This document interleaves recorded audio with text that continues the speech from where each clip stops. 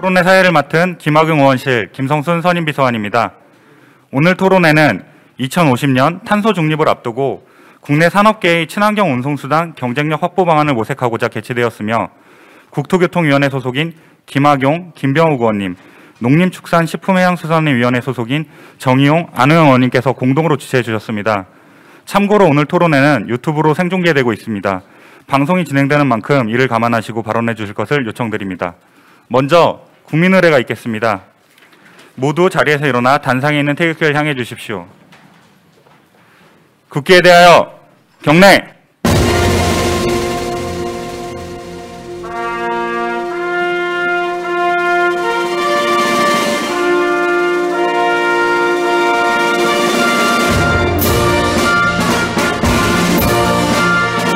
나는 자랑스러운 태극기 앞에 자유롭고 정의로운 대한민국의 무궁한 영광을 위하여 충성을 다할 것을 굳게 다짐합니다.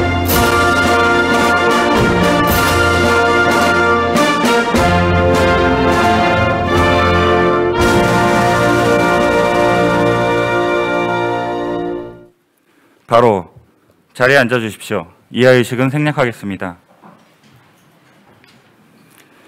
본격적인 토론회에 앞서 오늘 이 자리를 빛내기 위해 참석해 주신 내빈 여러분들을 소개해 드리겠습니다. 한 분 한 분 소개해 드릴 때마다 큰 박수로 맞아 주시기 바랍니다. 먼저 오늘 토론회를 주최해 주신 국민의힘 김학용 의원님입니다.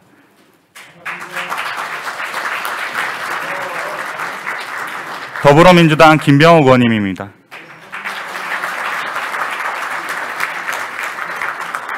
국민의힘 정의용 의원님입니다. 국민의힘 김성원 의원님 오셨습니다. 국민의힘 최영희 의원님 함께해 주셨습니다.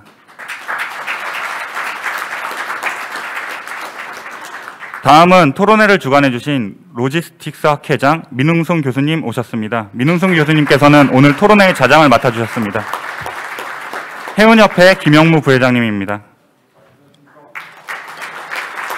포스코플로우 김광수 사장님입니다. 다음은 오늘 토론회의 패널분들을 소개해드리겠습니다. 큰 박수로 환영해 주시기 바랍니다. 발제를 맡아주신 양종서 한국수출입은행 수석연구원님입니다.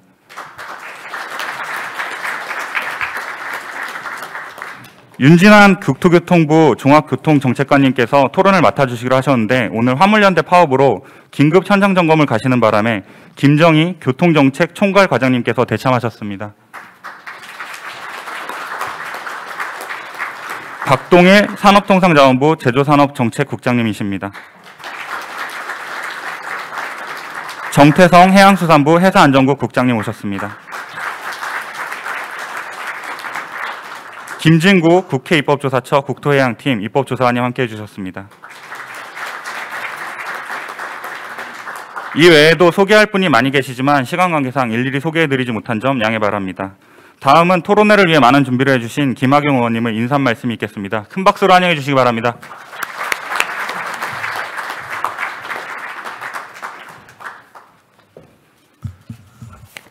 예, 이른 시간에 저희 국회를 찾아주신 모든 분들께 진심으로 감사의 말씀을 드립니다.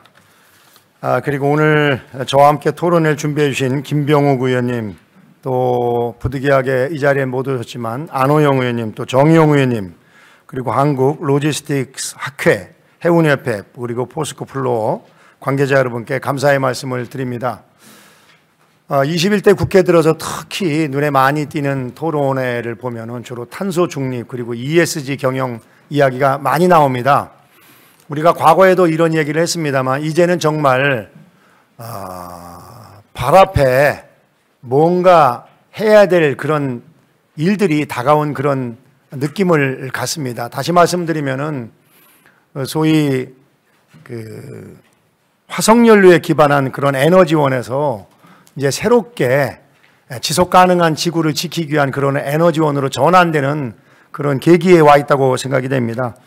오늘 주제도 ESG 친환경 운송 수돈 법제화 마련을 위한 정책 토론회로 되어 있는데 아마도 이러한 여러 가지 시대적인 흐름에 우리 대한민국이 좀 더 좀 발빠르게 대응하기 위한 그런 토론회라고 생각하면 될 것 같습니다. 그리고 저희 국회에서 하는 일이 결국은 정부에서 좀 여러 가지 일이 많아서 제대로 스피드를 못 낼 때 또 스피드를 내게끔 하는 그런 역할을 우리 국회에서 하는 것이라고 생각이 되고, 오늘 토론회도 그런 일환이라고 생각하면 좋을 것 같습니다.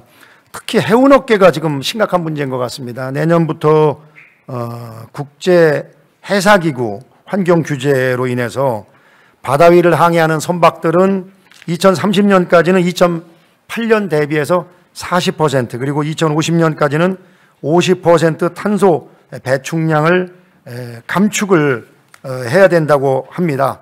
그러나 지금 여러 가지 제대로 진로를 못 잡고 있는 것으로 알고 있습니다. 오늘 모처럼 여러 가지 부처에서 모이고 또 전문가들이 모이셨는데 정말 좋은 해안들을 내놓으시고 저희 국회가 뒷받침해서 우리나라가 앞으로 이 ESG 친환경 운송 수단과 관련해서는 다른 선진국에 뒤지지 않고 앞서 나가는 그런 대한민국이 될 수 있는 시발점이 됐으면 하는 바람을 가져봅니다.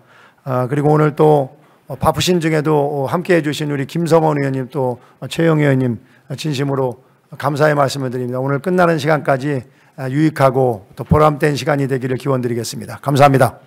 감사합니다. 다음은 공동주최자인 더불어민주당 김병호 의원님 인사 말씀 듣겠습니다. 큰 박수로 환영해 주시기 바랍니다. 네, 인사드리겠습니다. 국토교통위 소속 더불어민주당 분당을 출신 국회의원 김병욱입니다. 반갑습니다. 제가 오늘 아침 일어나니까 목 컨디션이 좀 안 좋습니다. 원래 제가 목소리가 꽤 좋은 편인데 사실이죠. 여러분 모두 건강 조심하시고요. 오늘 정말 ESG 친환경 운송수단 법제화를 위한 정책토론에 함께 공동 주최하게 돼서 아주 기쁘게 생각합니다. 사실 존경하는 우리 김학영 의원님 의원실에서 실무 준비를 다 하셨고요. 저는 이름만 올려서 오늘 이렇게 뜻깊은 시간을 여러분과 함께 하게 돼서 아주 기쁘게 생각합니다. 그런 말 있죠. 피할 수 없으면 즐겨라. 피할 수 없으면 즐겨라. 아마 우리가 탄소 중립 사회를 가야 하는 길을 가장 짧은 센텐스로 잘 정리한 글이 아닌가 싶습니다. 여러분도 아시다시피 우리가 지구가 이겨내기 위한 온도가 지금부터 1.5도씨라고 그럽니다. 1.5도씨 이상 상승되면 지구가 이제 어렵다는 거죠. 지속적으로 유지가 어려운데 그게 2052년으로 모든 학자들이 예측을 했는데 지금 2040년으로 무려 12년간 급속하게 단축이 되고 있답니다. 아마 이게 화석연료가 더 사용이 되면 그 2040년마저도 더 단축될 수가 있죠. 아주 큰 위기이고 이거는 잘 사는 나라 못 사는 나라 뭐 이데올로기 뭐 모든 걸 떠나서 우리 모두가 극복하지 않으면 이 지구라는 게 존재할 수가 없는 그런 시대를 하는 시점이 2040년이라고 하니 정말로 끔찍하고 우리가 생각하지 못할 그런 상황이 일어날 수 있다고 생각합니다. 다시 말해서 탄소 중립 사회는 우리가 반드시 가야 되고 탄소 중립 사회를 이루기 위해서 각 기업에서는 ESG 경영을 안 할 수가 없는 거죠. 그래서 아리백 선언도 하고 포스코 하셨나요? 하셨나요? 예. 그래서 정말 우리가 반드시 이뤄야 되고 아까 김학용 선배님께서 말씀하셨다시피 정부가 조금 속도가 느리면 국회에서 좀 더 제대로 된 목소리 그리고 속도를 높일 수 있는 그런 용기 있는 발언과 우리가 지향점을 반드시 만들어 가야 되지 않나 싶습니다. 물론 이 새로운 탄소 중립 사회와 ESG 경영, 아리백 경영을 하기 위해서는 많은 어려움이 있겠죠. 당연히 어려움이 있고 또 우리가 예기치 못한 난관들도 있을 거라고 생각합니다. 그런데 그 어려움과 난관을 우리가 인정하기보다는 어려움과 난관을 극복의 대상으로 생각하는 인식의 전환이 있지 않고서는 저는 탄소 중립 사회가 오기가 아주 어렵다고 생각하고요. 대한민국은 특히나 삼면이 바다고 그리고 우리 경제 영토를 넓혀야만 대한민국의 이 경제 강국을 유지할 수 있다고 생각합니다. 그러기 위해서는 해상 운용 수단에 있어서의 수소 선박이라든지 LNG 선박 이런 부분에 대해서 대한민국이 조선 강국 아니겠습니까? 전 세계 조선 강국의 기술을 뒷받침해서 우리 해상 운송 영역에서도 탄소 중립과 그에 맞는 운송수단 개발에 여러분께서 많이 힘써주시고요. 국회에서 정책과 예산으로 뒷받침하도록 노력하겠습니다. 다시 한번 감사합니다. 고맙습니다. 감사합니다. 인사 말씀 중에 중요한 네 분 한 분께서 오셔서 소개해드리겠습니다. 국민의힘 박성중 의원님께 오셨습니다.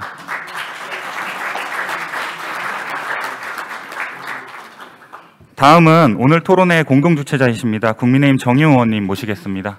큰 박수로 환영해 주시기 바랍니다.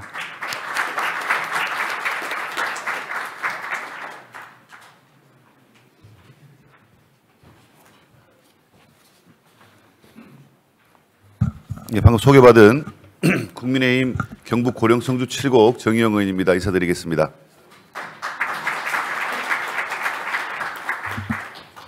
제 평소 존경하는 김학용 의원님과 뜻깊은 토론회를 함께 공동 주최하게 되어서 매우 영광으로 생각합니다. 김학용 의원님 감사드립니다. 우리 김병우 의원님과는 지난 토요일에 한일 축구대회 후반전 스타팅 멤버를 함께 출전해서 우리가 골을 기록하지 못했지만 5대3 승리의 주역으로 활동을 했었습니다. 우리 김병우 의원님과 함께 주최를 해서 영광으로 생각을 합니다. 참 시의적절하고 뜻깊은 토론회라고 생각을 합니다. 제가 지난 11월 이집트에서 열린 유엔 기후변화 당사국 총회에 특사단의 일원으로 다녀왔습니다.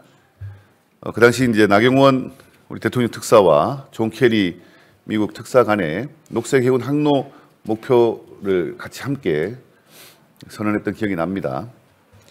그래서 여러 나라가 있겠지만 일단 한국과 미국 간에 녹색 해운 항로를 같이 설정하기로 하고 이제 우리 해수부에서 추진한 점을 굉장히 뜻깊게 생각을 합니다. 이 탄소 중립 목표와 관련해서 2050년까지 이제 넷제로를 이제 지난 문재인 정부에서 설정을 했습니다.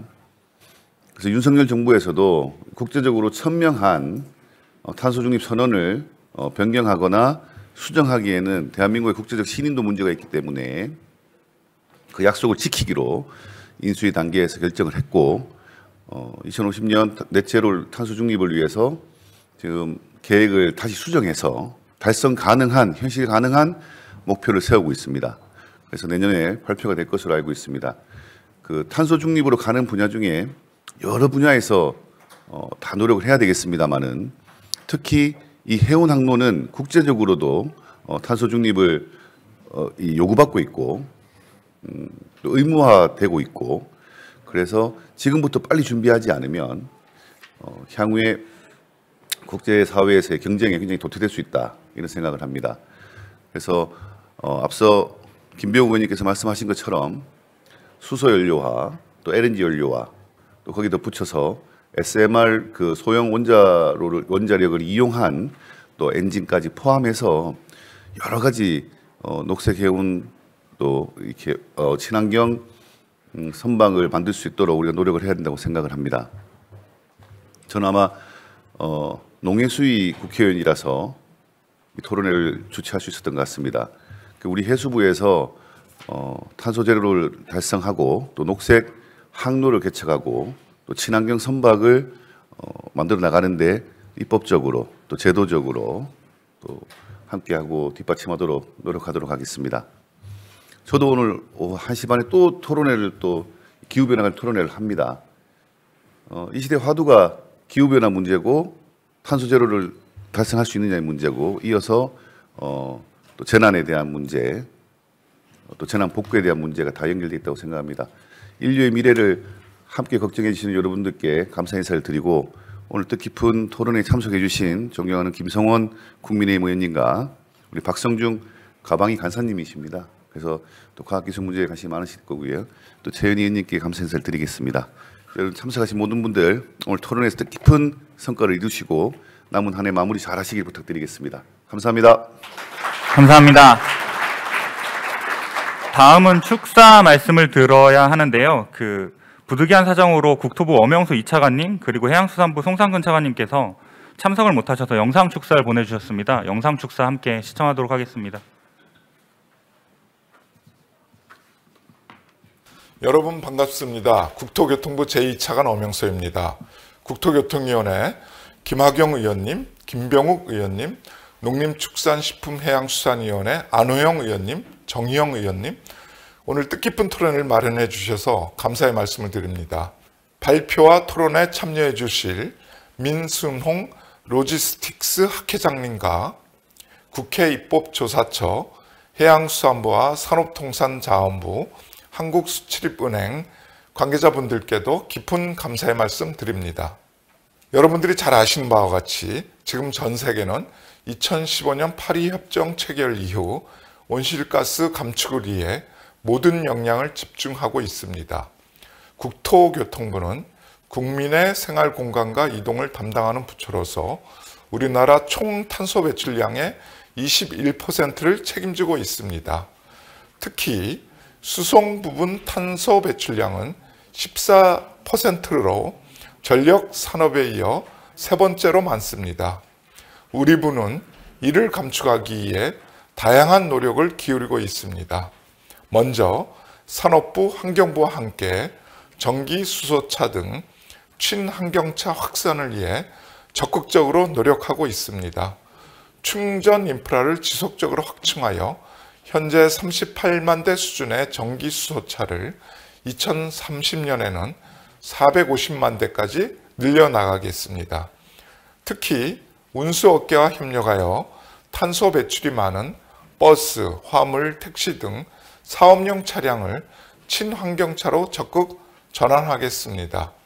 이외에도 GTX 건설과 철도망 확충, 대중교통 활성화, 친환경 항공연료 도입도 추진하고 있습니다. 탄소 중립은 선택이 아닌 필수입니다. 국토교통부는 지속가능한 국토와 교통체계 구축을 위해 전력을 다할 것입니다.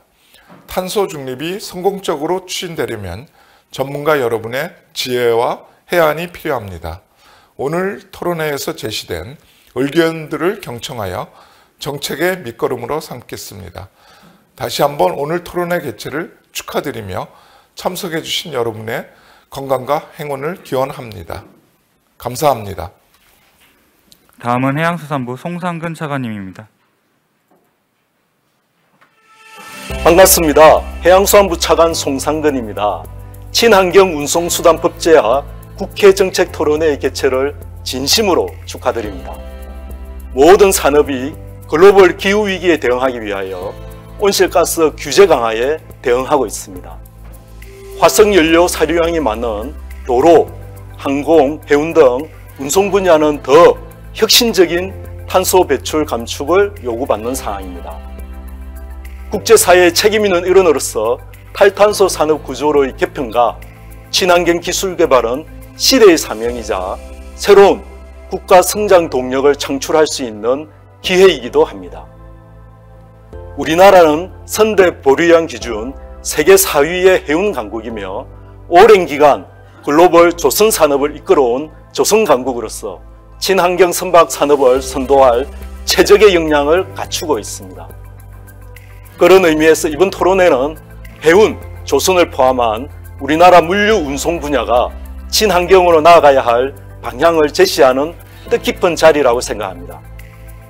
다시 한번 친환경 운송수단법 제화 국회 정책토론회 개최를 축하드리면서 참석해 주신 분들께 진심 어린 감사의 말씀을 전합니다. 감사합니다. 이어서 기념사진 촬영이 있겠습니다. 참석해 주신 내빈 여러분과 자장과 발제 토론을 맡아주신 패널 여러분께서는 단상 앞으로 나와주시기 바랍니다.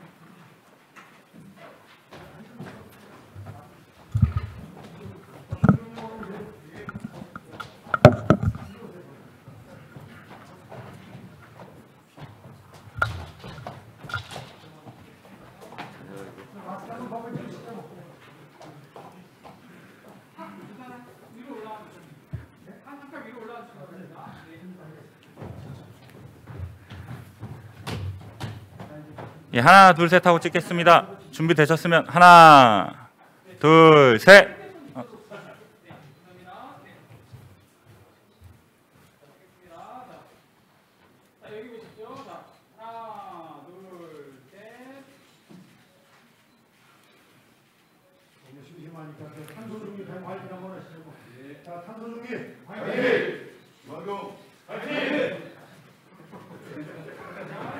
감사합니다. 본격적인 토론회에 앞서 잠시 장례 정리 시간을 갖도록 하겠습니다.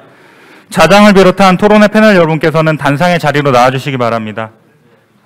다시 안내드리겠습니다. 자장을 비롯한 토론회 패널 여러분께서는 단상의 자리로 나와주시기 바랍니다.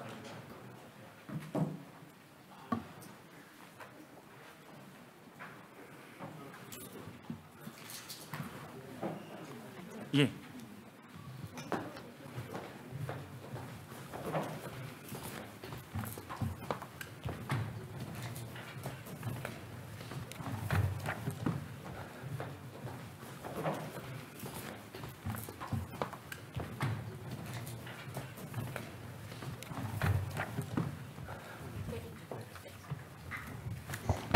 이제 본격적으로 토론회를 시작하겠습니다. 먼저 양종서 한국수출입은행 수석연구원 님의 국내 해운산업의 친환경 경쟁력 확보 방안을 주제로 발표를 듣겠습니다.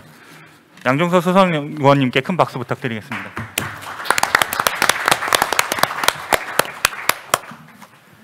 네, 안녕하십니까. 수출입은행 해외경제연구소에서 조선해운산업 분석을 담당하고 있는 양종서입니다.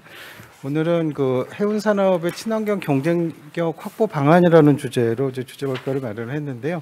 현재 그 지금 우리 그 해운업계가 처해 있는 어떤 환경에 대해서 좀 간단히 언급을 해드리고요. 그다음 이제 거기에서 해운업계가 당면한 두 가지 문제가 있습니다. 자금 조달이라는 문제하고 이 불확실성 어떻게 해소할 건가. 그래서 이제 정책적으로 이 부분을 이제 어떻게 지원을 해줘야 될 건가 이런 쪽에 이제 초점을 맞추고 말씀을 드리도록 하겠습니다. 좀 답답해서 마스크 벗고 하겠습니다.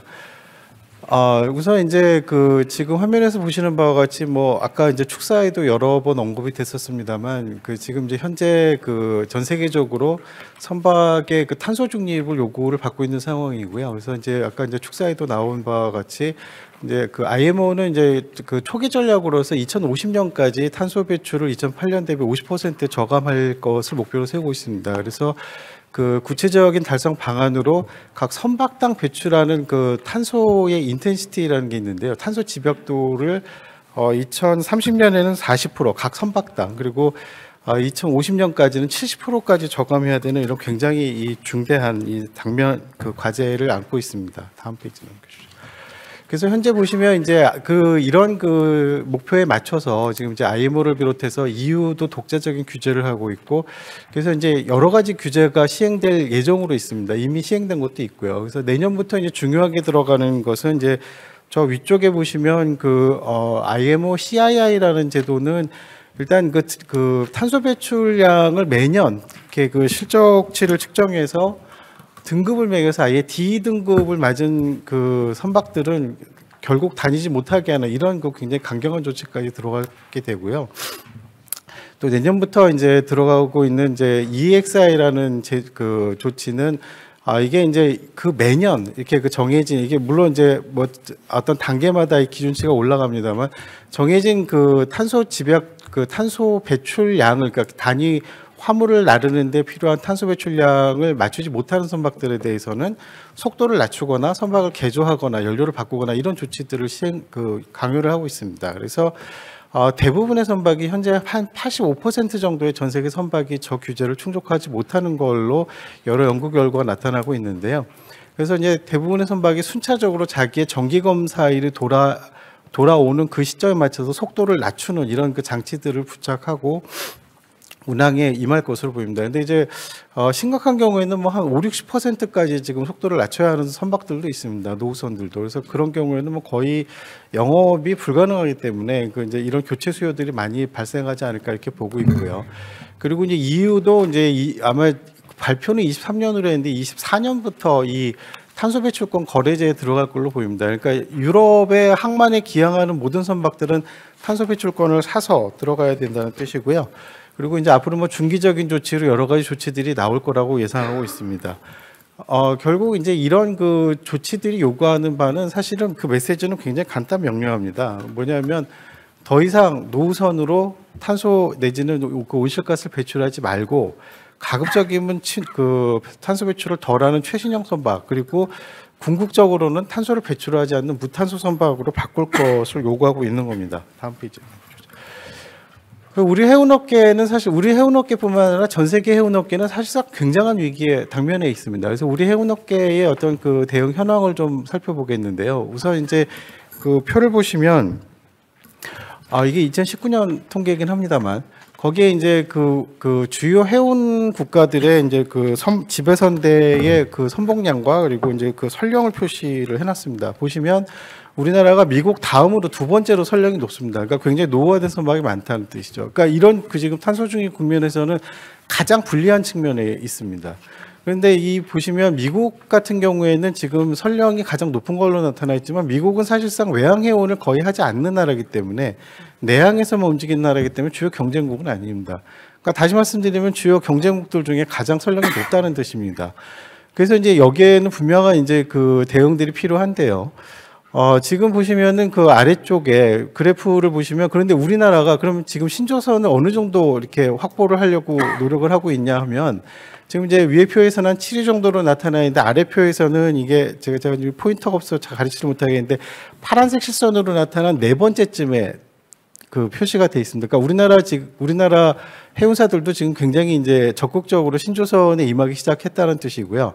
하나 통계를 더 내봤는데요. 매년 그러니까 그 자산가치 기준으로 그 해에 그 나라가 갖고 있는 선박의 자산가치 대비 그 신조선 투자액을 비교하면 오른쪽 그래프에 가장 월등하게 나타나 있는 게 한국입니다. 그러니까 현재 지금 굉장히 지금 경쟁력은 안 좋은 상황이지만 누구보다 적극적으로 임하고 있다라는 뜻이죠. 그런데 여기서 지금 우리 해운업계가 당면하고 있는 두 가지의 굉장히 어려운 과제가 있습니다. 첫 번째는 투자 자금을 어떻게 조달할 거냐의 문제고요. 두 번째는 그럼 이 불확실성 속에서 어떤 대안에 투자를 해야 될 거냐 이걸 찾지 못하고 있다는 뜻입니다.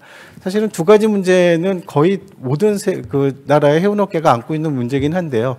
사실 투자 자금 조달은 그 해운사가 가지고 있는 신용도라든지 뭐 여러 가지 여건에 대해서 좀 달라질 수는 있습니다. 근데 두 번째 그 대안의 불확실성 이 부분은 정말 모든 전 세계 해운사들이 안고 있는 공통의 과제라고 할 수 있습니다. 다음 페이지 좀 보십시오. 그래서 먼저 이 자금 조달 부분에 대해서 이제 먼저 좀 짚어보고 좀 생각해 보기로 하겠습니다. 그다음 페이지 넘겨주십시오.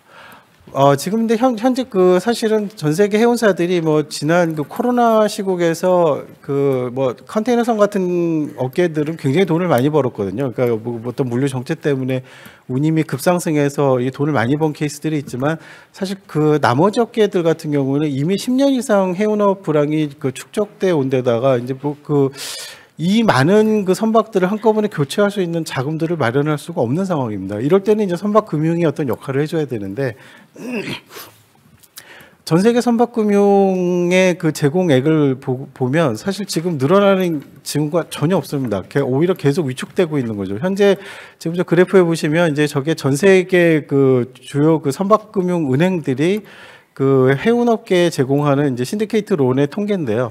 보시면 뭐 엄청나게 위축되고 있습니다. 작년에 신조선 그 발주량 그다음에 중고선 거래량이 어마어마하게 증가했습니다만 보시면 통계상으로 21년도에 그 제공액은 오히려 더 줄어 있습니다. 그래서 지금 현재 굉장히 이 금융시장에서 조달을 하기 어려운 상황이고요. 여러분들 잘 아시겠습니다만 현재 달러화의 금리가 굉장히 높게 상승을 했고 빠르게 상승을 한 상황이고 사실 그 금리만의 문제가 아니라 금리 상승이라는 건 결국은 시장의 유동성을 걷어들이고 있다는 뜻인데 지금 뭐 유동성이 풍부할 때도 코로나 전국에서 지금 그 선박금융이 늘어나는 기미가 전혀 없었는데 지금 이런 식으로 이제 유동성이 줄어들고 있는 상황에서는 더 어려움이 예상될 걸로 보입니다. 그렇다고 지금 뭐 채권이나 어떤 뭐 PF 같은 이런 그 자본시장에서의 조달도 선박 쪽에 저 시장들이 별로 관심이 없습니다. 그래서 현재 이제 전 세계적으로 이 해운업계가 또 우리 업계는 더욱더 그렇고요.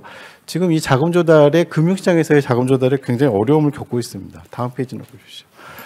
그래서 결국 이런 그 상황에서 우리가 할 수 있는 거는 이제 그 선박의 우리나라 자국 내에서 왜 우리나라의 선박 금융이 중요한지는 뒤에 다시 말씀드리겠습니다만 자국 내에서 이런 그 선박 금융을 그러니까 금융을 제공할 수 있는 툴들을 다양화하고 그 저변을 넓히는 게 굉장히 중요한 수단이 될 거라고 생각을 합니다. 그래서 이제 그 중에 한 가지로 제시하고 싶은 것이 선박 투자 회사 제도의 활성화인데요.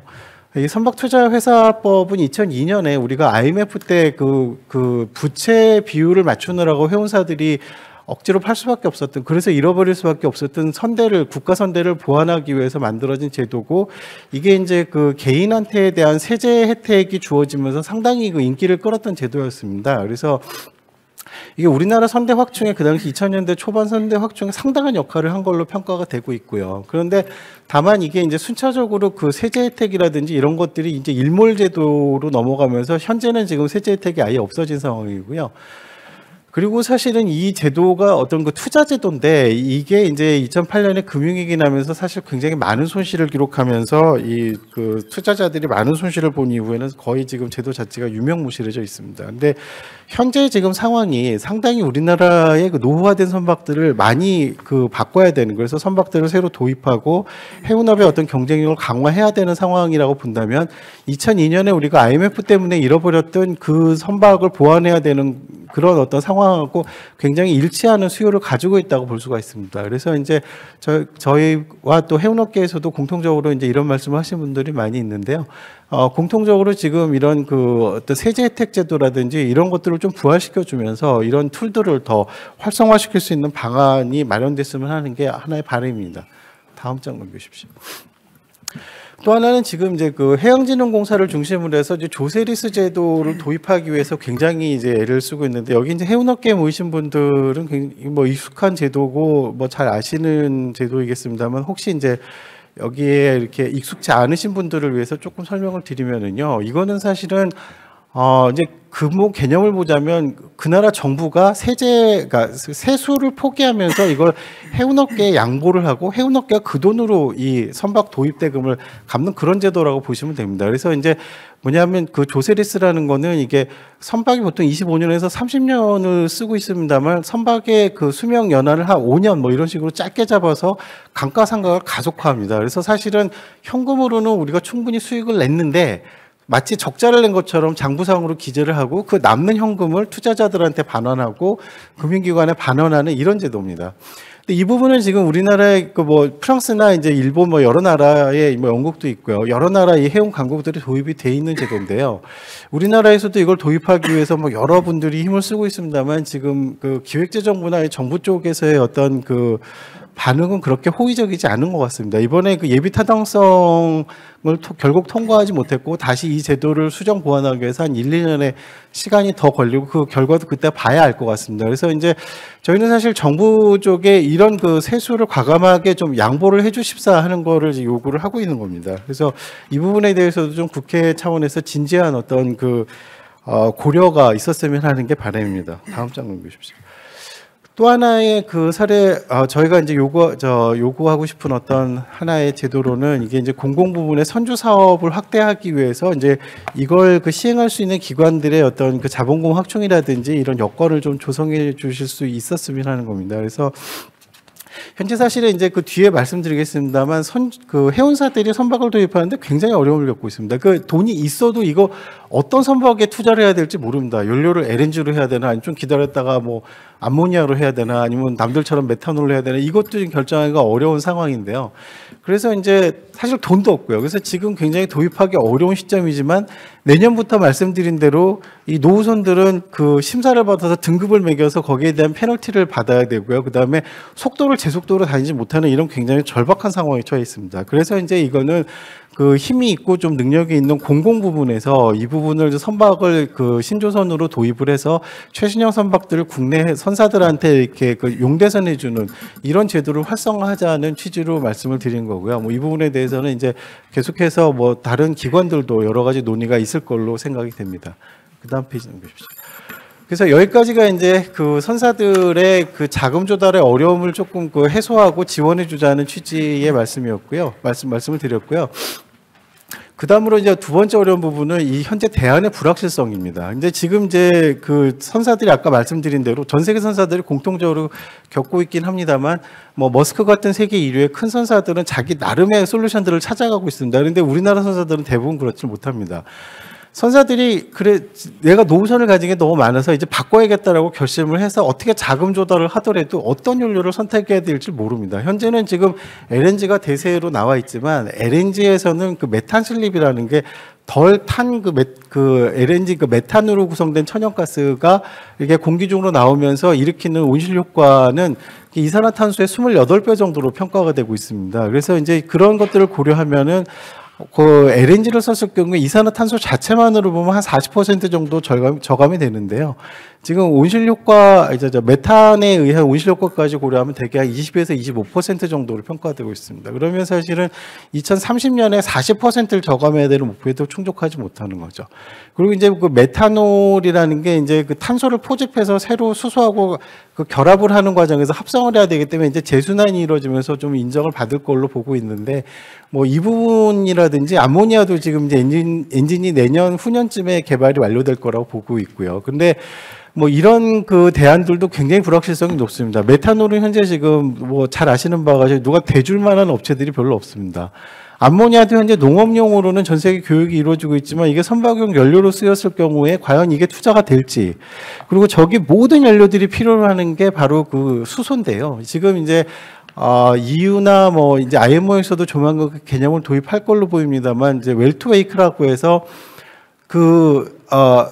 선박이 항행을 하면서 또는 정박을 하면서 쓴 연료에 대해서 거기에서 배출된 이산화탄소만 책임지면 되는 게 아니라 전 세계적으로 요구하는 거는 그 연료가 생산되는 유정에서 꺼낼 때부터 운송, 저장, 그다음에 너한테 벙커링 할 때까지 들어간 모든 전주기에 대한 그 탄소 발생을 니들이 책임져라 하는 게 지금 전 세계적인 요구입니다. 그래서 그걸 피하기 위해서는 그린 수소, 다시 말해서 탄소를 배출하지 않는 과정으로 깨끗한 재생연료로 그 발전된 전기로 물을 전기 분해해서 만든 H2, 그러니까 그 그린 수소를 써서 이 연료들을 합성을 하고 생산을 해야 되는 과제를 안고 있는데, 그 그린 수소를 써서 저 연료들을 생산할 경우에 지금 대략 그 평가되고 있는 것들로는 연료의 가격이 현재 연료 가격 대비 한 4배 정도에 이를 걸로 보고 있습니다. 지금도 비싼데 이건 뭐 해운사들이 감당할 수 있는 수준이 아닙니다.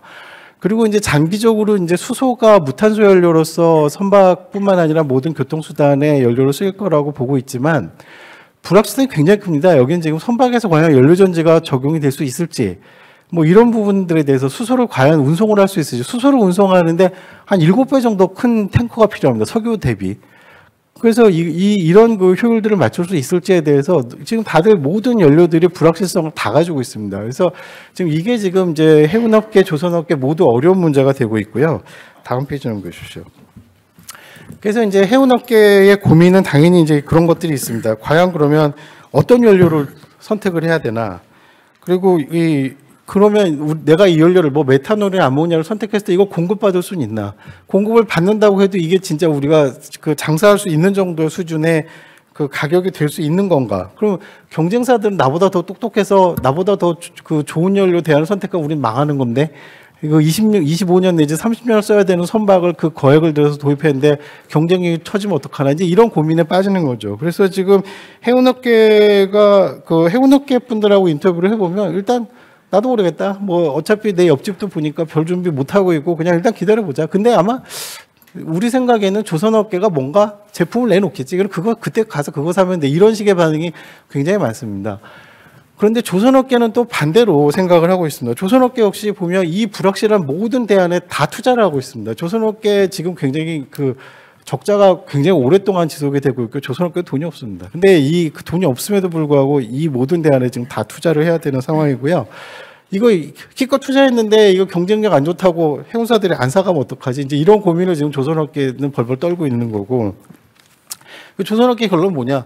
해운업계가 뭐 죽어라고 뭐 이렇게 머리를 굴리고 있으니까 뭔가 이거 만들어 달라고 요구를 하겠지. 그러니까 지금 양쪽 업계가 서로 상대방만 바라보고 있는 겁니다. 그 와중에 이 연료를 공급해야 되는 에너지 업계 내지는 화학 업계 역시 다른 생각을 하고 있습니다. 이거 선박 사업 해야 돼? LNG 이걸 해야 돼? 아니면 암모니아를 해야 돼? 이거 지금 몇 척이나 나올 줄 알고 여기다가 벙커링 투자를 해? 이런 식의 생각들을 하고 있는 거죠. 심지어 국내 어느 업체의 경우에는 야, 이참에 선박 사업 접어버리자. 어차피 뭐 매출 비중 5%밖에 안 된다. 이런 얘기를 하시는 분들도 있습니다. 심지어. 그러니까 이게 지금 뭔가 이 탄소 중립에 대한 선박에서의 요구는 굉장히 거세지고 있고 굉장히 현실적으로 다가오고 있는데 업계에서는 준비가 아예 안 되고 있는 겁니다. 조선업계, 해운업계, 에너지업계 다 마찬가지입니다. 그래서 다음 페이지 넘겨주십시오. 그래서 지금 이제 그 다른 나라의 좀 사례들을 어떻게 되고 있나 이게 좀 봤는데요. 사실 중국 같은 데는 이런 걱정을 안 합니다. 왜냐하면 중국은 정부가 모든 걸 주도하는 나라이기 때문에 잘 아시는 바와 같이. 그래서 이제 1대1로 전략이라는 거를 2013년 전후에서 이런 걸 만들어 놓고 이 사람들은 이 미국을 피해서 서진하는 정책을 만들고 거기에 지금 그 해상 실크로드 구축을 다 계획을 하고 있습니다. 그러면서 아까 처음에 보여드렸던 우리나라 대응 그 상황에서 보여드렸던 그 선박 투자를 보면 지금 현재 신조선 선박 투자 1위 국가가 중국입니다. 어마어마한 양을 투자하고 있고요. 그 대규모 선대를 갖추고 있고 그 경쟁력도 안 되는 조선소에 또 어마어마한 투자를 또 해주고 있습니다. 지원을 해주고 있고요. 기술력도 알아서 만들도록 정말 모든 지원을 다 하고 있습니다. 그런 조선업계의 지원은 중국제조 2025라는 또 2015년에 마련된 거대 전략에 의해서 막대한 투자가 그 법률상의 근거에서 이루어지고 있고요. 그래서 저런 제도들이 전략과 제도들이 완비된 다음에 2016년, 17년을 전후해서는 그때부터 중국 양회 같은 주요 회의에서 이런 해양 굴기라는 단어들이 굉장히 자주 등장이 되고 있고 심지어는 그 시진핑 주석까지도 이 단어들을 언급하면서 우리의 중국몽을 실현시켜 줄 수 있는 수단 중에 하나는 바로 해양 굴기다라는 거를 강조를 하고 있습니다. 중국은 잘 아시다시피 막강한 금융, 그다음에 에너지업 이런 것들을 모두 통제를 하고 있기 때문에 나름의 자국의 솔루션을 만들고 있습니다. 일본 같은 경우에 조선업은 굉장히 약화되어 있습니다만 그 약화된 조선업을 가지고도 그 막강한 해운업계하고 결합을 해서 해사 클러스터라는 정책을 통해서 같이 모여서 논의를 하고 연구개발 제도를 만들어도 저 모든 업체들한테 각각 할당을 임무를 부여하고 거기에 연구비를 대주고 각각 그러니까 같이 모여서 논의를 통해서 이거를 IMO나 이런 데 가서 전략으로 제시를 합니다. 이렇게 모여서 협력을 강제를 하든 아니면 협력을 유도를 하든 뭔가 협력을 하고 있고요. 유럽 같은 경우 여기에는 장표엔 빠졌습니다만 유럽 같은 경우에는 EU 차원 그리고 각국 개별 정부 차원에서 많은 기금들이 있고 이 기금들을 활용해서 많은 업체들이 모여들어서 서로 해운업계, 조선업계, 기자재업계, 연구개발업 기관들 그다음에 선급기관들 심지어는 비즈니스 스쿨들까지 참여해서 이 프로젝트들을 진행을 하고 있습니다. 여기 지금 각사가 알아서 대응하고 있는데 지금 한국밖에 없습니다. 다음 페이지 넘겨주시죠. 그래서 지금 저희가 이제 강조하고 싶은 대응의 키워드는 뭐냐면 협력입니다. 경쟁이 아닙니다. 이건 지금 이 전 세계에 이런 요구가 나오게 된 건 지구의 위기입니다. 그리고 지구의 위기에 맞서서 정말 이 전 세계가 굉장히 무리한 요구를 하고 있는 게 현실이고요. 이거는 사실은 기회가 아닙니다. 위기입니다. 이 위기 앞에서 이 경쟁을 한다는 건 굉장히 무모하고요. 우리나라도 결국은 이런 중국의 어떤 강제화된 수단을 쓸 수도 없고 이제 결국 일본하고 비슷한 정도의 어떤 정부가 유도를 하고 이 장을 깔아주고 그리고 서로 이제 모여서 공론화를 할 수 있는 이런 식의 어떤 협력이 있어야 되지 않을까 하는 게 생각입니다. 그리고 이제 이런 협력을 통해서 조선산업계 내부에서도 서로 경쟁만 하지 말고 공통기술 개발할 것들은 각자 돈을 내서 같이 개발을 하고요. 그리고 이제 좀 표준화를 하면서 비용을 절감시켜 줘야 됩니다. 지금 해운업계는 너무 많은 비용을 부담해야 되는 이런 상황에 처해 있기 때문에 이걸 좀 절감해 줘야 되는 문제가 있고 또 그래서 이런 새로운 연료가 도입이 되면 3사가 공동으로 실증선을 구축해서 우리나라 해운사하고 같이 테스트를 해서 이런 상품화할 수 있는 이런 길들을 열어줘야 됩니다. 해운업계는 당연히 지금 협력을 해야 합니다. 이건 국내뿐만 아니라 해외 해운업계하고 같이 공동 대응을 해야 되는 이런 정도 상황까지 와 있습니다. 그래서 이 연료 문제를 어떻게 할 거냐 하는 공동의 전략을 수립하고 다른 나라 해운업계하고도 같이 협력을 하고 에너지업계 이걸 요구할 수 있어야 됩니다. 그리고 이제 업계 내 협력도 중요하지만 이제 업계 간 협력이 굉장히 중요한데요. 조선해운업계가 협력을 하면서 이제 기술적인 리스크를 최소화하는 방안들을 논의를 해야 하고요. 그다음에 어떤 경제성도 공동 검토를 해서 이거를 연료업계에 제시를 한다든지 이런 부분들도 있어야 하고. 그리고 이제 벙커링 전략들을 어떻게 가져가야 될지도 연료업계하고 이렇게 같이 논의를 하는 이런 정도의 협력이 있어야 됩니다. 다음 페이지 넘겨주십시오. 그래서 이제 이건 제가 이제 작년 말에 낸 보고서에 냈던 부분인데요. 그래서 이제 제가 그냥 제시한 부분은 이렇게 정부가 어떤 상설위원회를 하나 만들어서 여기에 이제 우리나라 조선업계, 기자재업계, 성급 같은 이제 회사 기관들, 연구기관들을 초빙을 하고 그 다음에 우리나라 해운업계뿐만 아니라 공동 대응을 위한 해외 국제적인 해운업계들까지 초빙을 하고 그리고 국제적인 에너지 업계들까지 다 같이 초빙을 해서 이 논의를 하고 서로의 이해관계를 조정을 하고 연구개발을 공동으로 해나가는 이런 그 상설 협력기구를 하나 만들자는 제안을 해놨습니다. 그래서 뭐 이 아이디어뿐만 아니라 지금 굉장히 이런 협력에 대해서 연구를 하는 그런 그 활동들은 여기저기 많이 있습니다. 뭐 해양수산개발원 다른 여타 기관 연구기관들도 지금 이런 그 유사한 그 연구들을 해나가고 있는 걸로 알고 있고요. 이 기구에는 금융기관 그리고 이제 뭐 이 정부도 당연히 참여를 해야 되고요. 뭐 보험업계라든지 법률회사라든지 뭐 기타 여러 관련 기관들이 참여를 해서 이런 것들을 제도화하고 우리가 국제 표준을 먼저 잡아나가는 노력을 하자라는 겁니다. 사실은 이게 일본하고 중국의 근본적인 차이가 뭐냐면 이 조선업이 일본하고 중국은 사실 거의 절반 이상의 내수 산업입니다. 근데 우리는 내수가 아닙니다. 우리나라 해운업계는 우리나라 조선업계에 비해서 좀 작은 수요를 가지고 있고요. 그래서 결국 조선업계가 상대하는 거는 국제 해운업계입니다. 그러다 보니까 오히려 우리가 그 국제적인 어떤 표준을 더 잡아나가고 이걸 더 선도해 나가는 데는 오히려 유리한 상황이 있을 수 있습니다만 다만 안타까운 건 이런 노력이 전혀 없다라는 겁니다. 다음 페이지 넘겨주십시오. 그래서 이제 제가 시간이 거의 돼갑니다만 사실은 이제 앞에 조금 설명을 빨리 드린 부분이 있는데 사실 이 말씀을 드리기 위해서입니다. 그 선박은 유사시에 운명을 좌우하는 전략자산이라는 인식이 있어야 한다는 겁니다. 사실 이게 이제 2016년에 그 한진해운 사태가 있었고 이제 한진해운 청산되기 이전에 이제 저도 정부나 국회에 여러 번 불려다니고 국회 공청회도 참석을 했었는데요. 가장 많이 받는 질문 중에 하나가 이겁니다. 왜 니들만 지원을 해줘야 돼? 이겁니다. 정부도 그렇고 국회도 그렇고.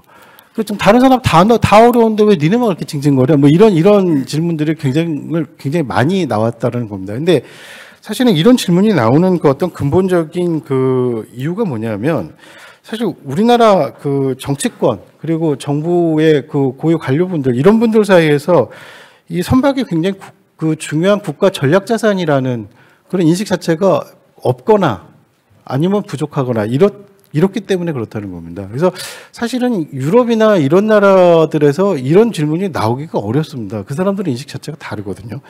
우리나라가 지금 인식하는 선박은 뭐냐면 우리나라가 인식하는 해운업의 정의는 뭐냐면 해운업은 수출입 해상 물류를 담당하는 일반 산업이라는 인식입니다. 이게 전혀 틀리다고 할 수는 없는데요. 이게 정확히 맞으려면 전 세계적으로 분쟁도 없고 무슨 스머프 마을처럼 굉장히 평화로운 일상이 계속해서 그냥 늘 항상 영원히 지속되는 상황이라면 이 말이 맞습니다. 그러면 이 맨날 적자 보고 뭐 선박 사달라고 뭐 아우성치고 이런 해운업계 이거 경쟁력도 없는 거 없애버리는 게 맞습니다. 그리고 그 돈을 차라리 다른 데 투자하는 게 맞죠. 그런데 상황이 그렇지가 않습니다. 이게 이런 인식이 있었다면, 그러니까 이게 진짜로 그 전략적으로 우리나라의 중요한 산업이라는 인식이 있었다면 아마도 2016년에 한진해운이 청산되는 이런 상황은 없었을 거라고 생각됩니다. 그래서 그 결과, 한진해운이 청산된 결과가 뭐냐면 결국은 지난번 재작년에 그 코로나로 미국 그 항만의 물류 정체가 시작됐을 때 선박이 부족했습니다. 그때 부산항을 기항하지 않고 그냥 패스하고 그 미국 내지는 유럽으로 그냥 가버린 선박들이 너무너무 많습니다. 그래서 우리나라 수출입업계가 당장 큰 피해를 봤었죠. 그때 이미 한진해운에 대해서 땅을 친 물류업계가 분명히 있습니다. 물류업계 사람들 분명히 있습니다. 그래서 이제 근데 사실은 이런 정도의 위기는 이게 지금 우리가 처해 있는 대외 환경들을 감안한다면 이건 위기의 축에도 못 듭니다. 정말 위기는요. 전쟁 내지는 국제간 분쟁이 있습니다. 하나 예를 들어보면요. 이게 전쟁이 붙었을 경우에 사실은 이제 전선이 형성되면 그 다음에 승패를 좌우하는 거는 보급전이라고 얘기들을 합니다. 이런 사례들은 너무너무 많습니다. 뭐 사실 이제 각각의 우리 역사에서도 임진왜란 같은 걸 생각해 보시면 임진왜란 우리나라 잘 아시다시피 육상전 또 전부 다 졌습니다. 다 졌고 일본군이 거의 중국 앞에까지 도달을 했는데 결국 거기에 보급을 담당하는 수군들을 그 전라도 지역에서 막은 게 그게 결정적인 그 일본의 패퇴 원인이었습니다. 그래서 이런 부분이 있고요. 2차 대전도 다 마찬가지입니다. 2차 대전도 결국은 다 태평양 전선, 유럽 전선 다 결국 여기에서 승패가 갈렸습니다. 태평양 전선 같은 경우에 뭐 미드웨이 해전 이후에 그 미국이 이 보급로를 그 동남아에 진출한 석유 가지러 간 일본 군대를 이 보급로를 끊어버리면서 양쪽을 고립시켰기 때문에 차근차근 먹어나가면서 일본을 패퇴시킬 수 있었고요. 유럽 같은 경우에 뭐 양쪽 연합군, 독일군, 해군 정말 막강하게 이 활약을 했습니다. 독일의 유보트도 연합군의 엄청난 그 선박들을 다 부숴놨고요. 연합군 해군도 마찬가지인데 결국 결정적인 거는 어디서 결정이 됐냐면 미국 쪽이었습니다. 미국에서 그 막강한 물량의 그 유조선, 그다음에 화물선들을 투입을 하면서 뭐 암호전까지 해가면서 상대도 속이고 부서지면 또 투입하고 하면서 물량전으로 결국 나간 겁니다. 그래서 결국 전쟁 막판에는 리버티오라는 그런 표준 선박을 대량 생산하듯이 찍어서 물량전으로 대응을 했고요. 이렇게 해서 승리할 수 있었습니다. 그래서 유럽이나 미국 같은 나라는 이런 그 전쟁의 경험을 바탕으로 해서 이 해운업의 중요성을 압니다. 이게 그 전투는 해군이 하지만 그 전쟁 물자 수송은 상선이 담당합니다. 민간 선박이 담당합니다. 그러니까 이 민간 선박이 어마어마한 양이 뒷받침되지 못하면 여기에서 패할 수 있다는 거를 유럽이나 미국은 잘 압니다. 그래서 2016년 그 무렵에 당연히 다른 나라들도 이 그 해운업 위기가 왔었습니다. 근데 사례들을 보면요. 세계 3위 CMA CGM 프랑스입니다. 프랑스 정부는 2008년에 금융위기가 나자마자 채권은행들부터 모았습니다. 전부 모아서 우리가 저희 은행도 거의 갔습니다. 그 회의에. 우리가 보증할 테니까 너희들 채권 회수하지 마. CMA CGM에 대해서 이렇게 나왔습니다. 그 5위 하팡로이드, 독일은 함부르크 시정부가 중앙정부를 들들 볶아서 그 재정 지원 프로그램을 마련을 했습니다. 그 1위였던 머스크, 덴마크는 사실 머스크는 별 위기도 없었어요. 그런데 덴마크는 일단 금융위기 나오고 남유럽 사태 터지자마자 한 60억 불 정도의 그 금융지원 프로그램을 마련했습니다. 유일하게 이걸 일반 산업의 잣대로 평가해서 한진해운을 없앤 과감한 나라는 한국밖에 없습니다. 이게요, 어떤 차이가 있냐면 제가 아는 그 어떤 지인, 싱가포르 한진해운에 근무하고 있던 지인이 있습니다. 이 사람이 한진해운이 청산되고 그래서 자기가 실직한 거는 다른 직장 잡을 수 있을 거라고 생각했기 때문에 별 문제가 없었는데 그 나라에서 조롱하는 거를 전혀 못 견디겠더라. 절대 못 견디겠더라. 이런 얘기입니다. 정말 대놓고 조롱했습니다. 전 세계 사람들이. 뭐 신문에도 뭐 과감한 조치, 뭐 의외로 과감한 조치, 뭐 이런 표현들이 나왔었고요. 이건 정말 좀 이게 무지하지 않으면 할 수 없는 조치였습니다. 한진해운의 청산은. 한진해운은요, 우리가 잘라서 만든 회사가 아닙니다. 이건요, 미국이 그 옛날, 네. 자, 미국이요. 그 냉전 시대 때 이 태평양에서 유럽은 뭐 서유럽이 워낙 막강하니까 괜찮은데 태평양에서 소련이나 중국 배들 설치는 꼴 보기 싫어서 한국, 대만, 일본 선사들을 밀었습니다. 그렇게 해서 만든 게 한진해운이었습니다. 그걸 일반 산업의 잣대로 없앴습니다. 이게 한국 정부의 조치였습니다. 여기에 대해서 반성이 없으면 우리가 유사시에 어떤 일을 당할지 모릅니다. 자, 그러면 그러면 전쟁을 대비해서 언제 일어날지 안 일어날지도 모르는 전쟁을 대비해서 우리가 해운업을 억지로 유지를 해야 되느냐? 아닙니다. 전쟁보다 더 중요한 상황들이 있습니다. 이 국제 간 분쟁이 붙으면요. 예를 들어서 이 지금 중국이 대만을 침공한다든지 아니면 이 일본하고 그 중국이 그 센카쿠 열도 문제로 거기에 분쟁이 발생한다든지 그러면 이 일대 해역이 분쟁 지역 내지 위험 해역으로 인식이 됩니다. 그러면 국제 상선들이 이 해역에 접근을 못 합니다. 결국은 그리고 어떤 일이 있냐면요. 그 상선에 돈을 내준 금융기관들이 거기에 접근을 못하게 합니다. 보험회사가 거기 접근했다 부서져도 난 몰라 이런 식으로 나오거든요. 그러면 뭐냐면 우리는요. 잘 아시다시피 물자, 자원 전혀 없습니다. 매일같이 유조선, LNG선, 대형 LNG선, 철광석을 실은 벌크선들이 수도 없이 들어오지 않으면 하루도 굴러가지 않는 나라가 한국입니다. 어떻게 할 건데요?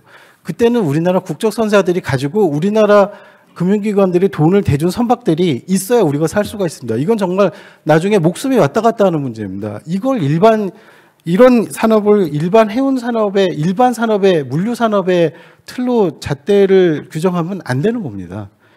그래서 이제 뭐 마무리하겠습니다. 그래서 지금 이제 그 해운 산업은요, 지금 현재 굉장한 위기에 와 있습니다. 지금 정말 죽느냐 사느냐고 여기에 대응하지 못하면 아예 지금 다니질 못합니다. 규제에 걸려서. 그래서 그리고 더 굉장히 현명한 선택을 해야 하는데 그 현명한 선택이 뭔지 답도 못 찾고 있습니다. 여기에 정부가 도와줘야 됩니다. 국회도 도와주셔야 되고요. 정책적인, 제도적인 지원이 돼야 됩니다. 일반 산업이 아니고요. 우리나라 산업을 하나 살린다는 게 아니고요.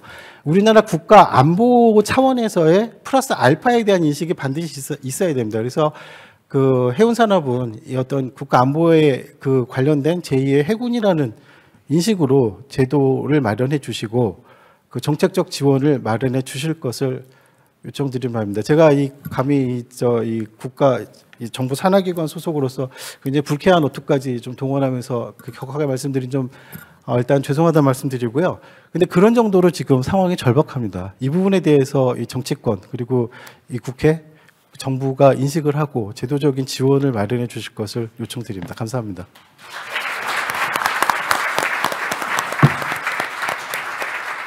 발제를 맡아주신 양종서 연구원님께 다시 한번 감사드립니다. 해운 산업 위주로 발제해 주셨는데 다른 중요한 운송 수단들도 많다고 생각합니다. 토론에서는 더 좋은 대안들 나오길 바라고 사회권을 자장을 맡으신 민순홍 교수님께 넘겨 토론을 진행하도록 하겠습니다. 네, 감사합니다. 저도 좀 잠깐 마스크를 좀 벗고 좀 진행을 하겠습니다. 네, 안녕하십니까. 오늘 행사를 공동 주관한 한국로지스트학교 회장 연세대학교 민순홍 교수입니다.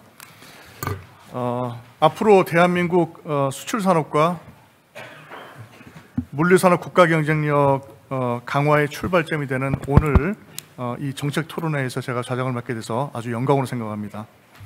양종서 수출입은행 수석연구원님의 충심 어린 말씀을 잘 들었습니다. 오늘 주제가 친환경 운송수단 법제화인데요. 사실 이것이 그냥 단순히 친환경 운송수단의 문제가 아니라 바로 우리 국가 경쟁력과 직결된다는 점에서 오늘 이 토론회가 굉장히 중요한 의미를 갖습니다. 지난주에도 우리 그 학회가 국가 물류경쟁력 강화 심포지엄을 열었었는데요. 그 자리에서도 우리 그 발제자들 또 토론자님들께서 모두 이구동성으로 우리 친환경 운송수단으로의 그 전환이 너무 느리다라는 점에 공감하시고 우려를 표명을 하셨습니다. 오늘 전 세계적으로 ESG 규제가 우리 대한민국 산업계에 곧 터질 시한폭탄 같은 그런 존재라고 저는 생각을 합니다. 이유는 그 그린들의 목표인 2050년 탄소 중립 달성을 위해서 지금 발빠르게 움직이고 있고요. 구체적으로 법제화 Fit for 55라고 하는 12개로 이루어져 있는 그런 그 패키지를 이용을 해서 지금 규제와 함께 친환경 운송 수단으로의 그 전환을 적극적으로 장려하는 그런 정책들을 쓰고 있습니다. 비교적 아까 우리 그 수석연구원님께서 말씀하셨지만 비교적 그래도 이쪽에서 조금 좀 자유롭다고 할 수 있는 미국에서도 지금 증권거래위원회를 중심으로 해서 지금 그 친환경 관련해서 이 공시 기준을 지금 마련하고 있고 곧 지금 시행될 예정입니다만은 그 내용은 굉장히 좀 무섭습니다. 뭐냐면은 기존의 그 우리 그 재무 제표에 이 친환경 관련된 특히 탄소 중립과 관련된 내용을 반드시 공시하라는 그런 내용입니다. 거기서는 스코프 1, 스코프 2, 스코프 3로 나누어서 스코프 3 같은 경우에는 이 개별 기업 또 개별 기업의 에너지원뿐만 아니라 개별 기업의 공급망에서 발생하는 탄소 정보를 다 공유하라는 얘기거든요. 그 안에는 당연히 큰 부분을 차지하는 것이 바로 물류 부분입니다. 이렇듯 모든 국가에서 지금 그 탄소 중립에 대한 그런 규제를 적극적으로 강화하고 있고 그와 동시에 그 촉진책을 지금 마련을 하고 있습니다. 그런데도 불구하고 우리가 뭐 GDP 기준으로 해서 우리 지금 뭐 세계 10대 경제 강국이라고 하고요. 또 무역량으로 보면은 우리가 세계 8위입니다. 그런데도 불구하고 우리 물류업계의 친환경 경쟁력은 너무나 지금 뒤처져 있는 상황입니다. 지금 뭐 벌써 수석연구원께서 말씀을 하셨지만 지금 뭐 중국, 일본, 우리 이 해상 운송 부문에는 무역 경제국인 두 나라 같은 경우에는 지금 적극적으로 뭐 국가가 주도하든지 아니면은 뭐 해운 클러스터라는 이름으로 지금 민관, 연 전체 그 협업 클러스터가 마련되든지 해서 열심히 노력을 하고 있는 상황입니다만은 우리나라는 좀 상대적으로 지금 경쟁국 대비해서 선령도 굉장히 노후화되어 있습니다. 뭐 당연히 우리 그 국토교통부 쪽에서 보면은 우리 육상 운송도 지금 노후 차량이 너무 많은 상황이에요.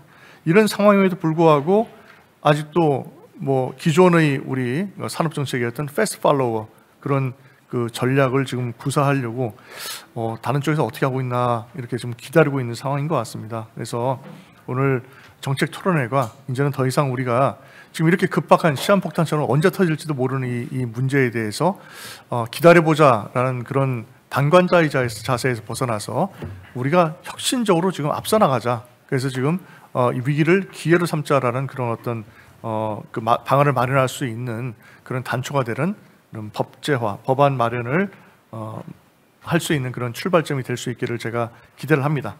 오늘 뭐 그렇기 때문에 물류 관련 위급 상황이 지금 계속되고 있는 상황에서도 우리 뭐 국토교통부, 산업통상자원부, 그리고 해양수산부, 그리고 국회에서도 적극적으로 나서셔서 오늘 이렇게 발제해 주시고 토론에 참여해 주신 것으로 제가 믿습니다. 자, 그래서 이제 제가 이제 뭐 일단은 오늘 이 상황을 먼저 말씀을 좀 드렸고요. 이제부터 본격적으로 지금 오늘 발제에 대해서 토론을 좀 이어가도록 하겠습니다.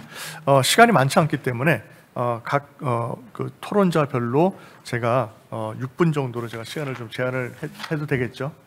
가능하시죠? 네, 좋습니다. 먼저 우리 김정희 국토교통부 교통정책총괄과장님께서 발제에 대해서 토론을 부탁을 드리겠습니다. 네, 반갑습니다. 저희 간단하게 좀 말씀을 드리자면 저희가 이제 아까 저희 차관님 한영 축사에서도 보셨겠지만 수송 부분이 전체 지금 저희 온실가스 배출량의 한 14%를 차지하고 있습니다. 그리고 그 부분 중에서 국내 온실 배출량의 대부분이 사실 96.5%가 도로 운송에서 탄소가 배출되고 있는 상황이고요.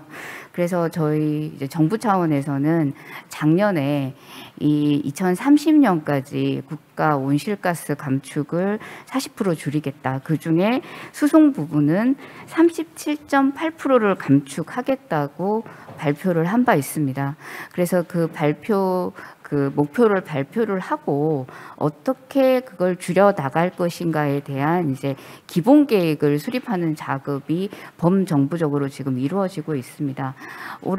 얼마 전에 탄소 중립 녹색 성장위원회가 발족을 했고요.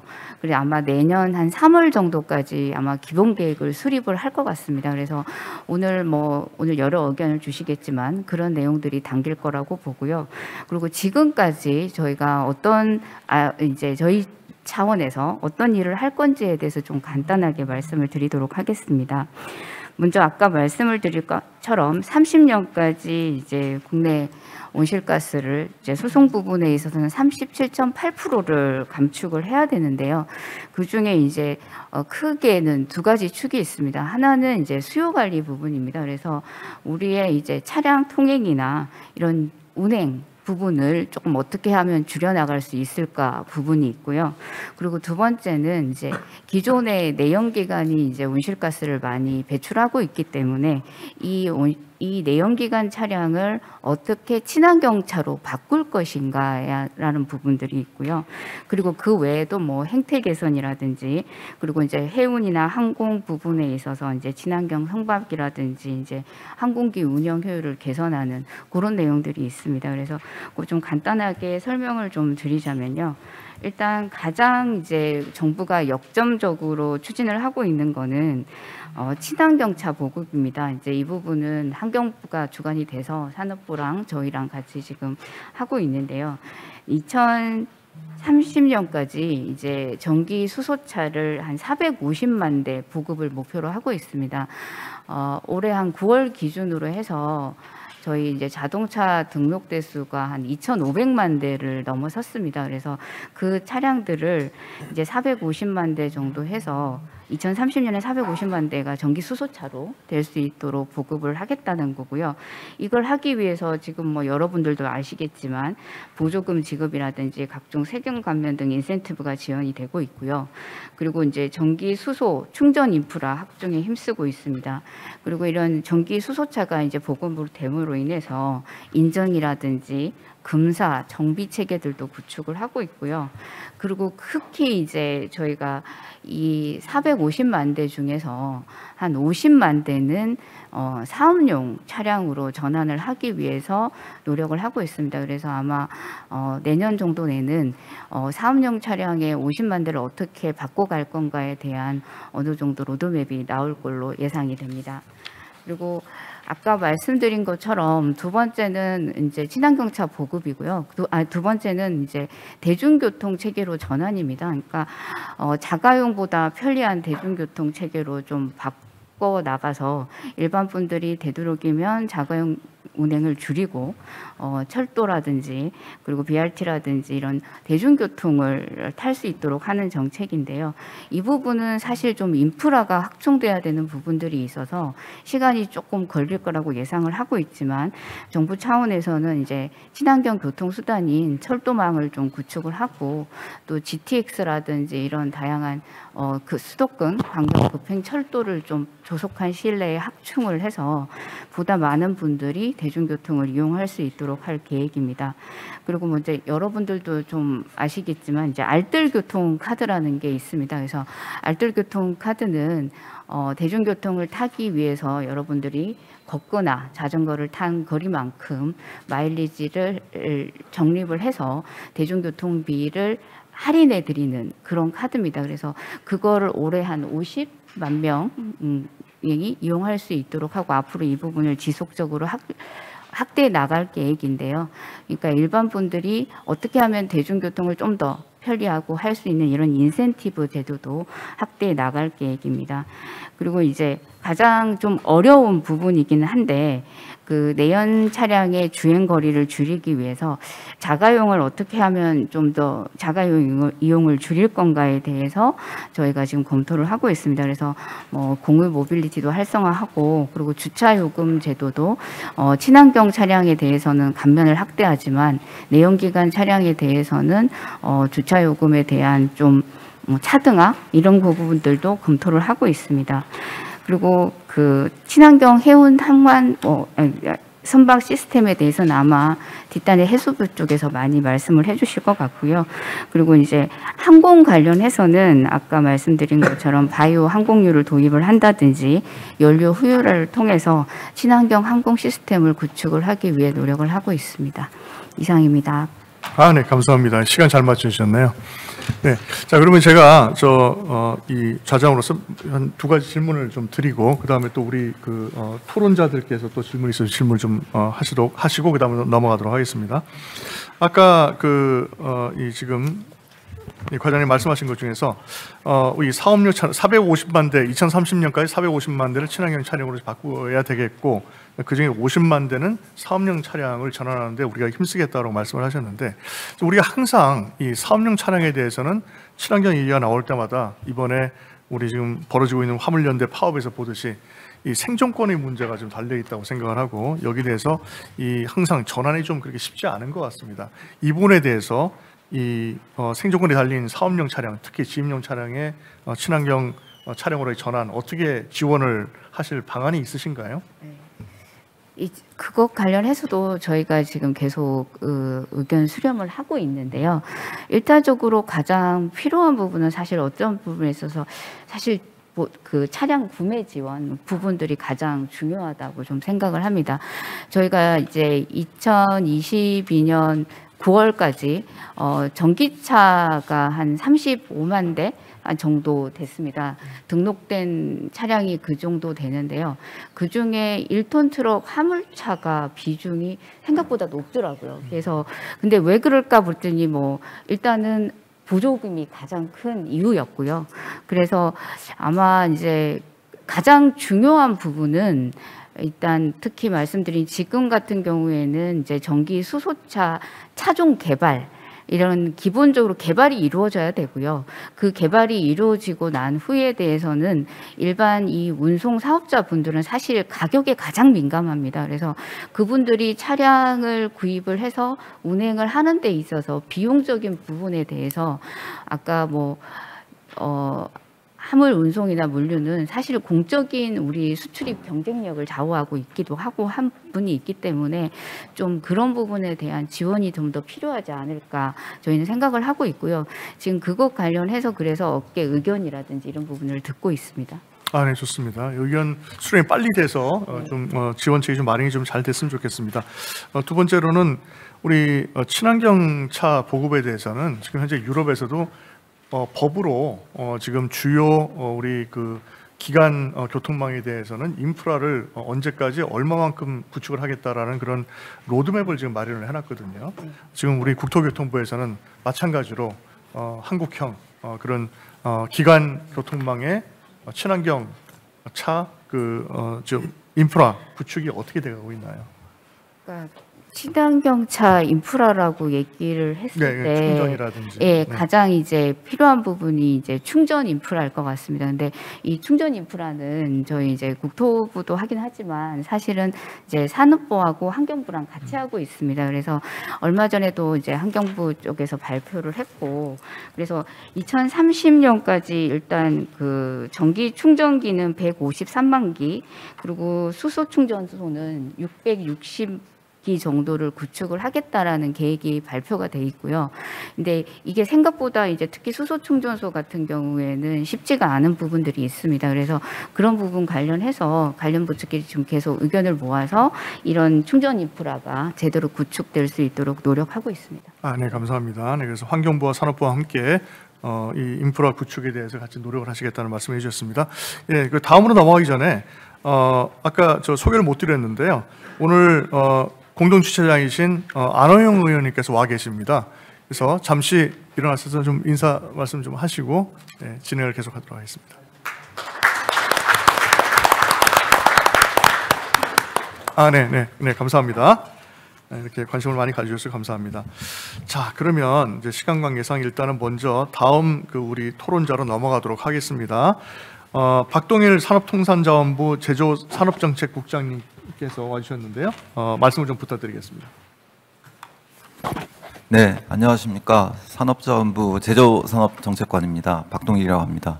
오늘 이렇게 저 뜻깊은 자리에 불러주셔서 감사드리고, 오늘 많이 좋으신 말씀 제가 지금까지도 들었지만 앞으로도 많이 들을 것 같습니다. 정책에 반영할 수 있도록 최대한 노력하겠다는 말씀 드리면서 저희 간단한 정책 소개하는 부분부터 말씀을 드리겠습니다. 책자에 아마 다 들어가 있는 것 같은데요. 그 책자 위주로 설명을 드리겠습니다. 뭐 너무 앞에서 다들 말씀해 주셨는데요.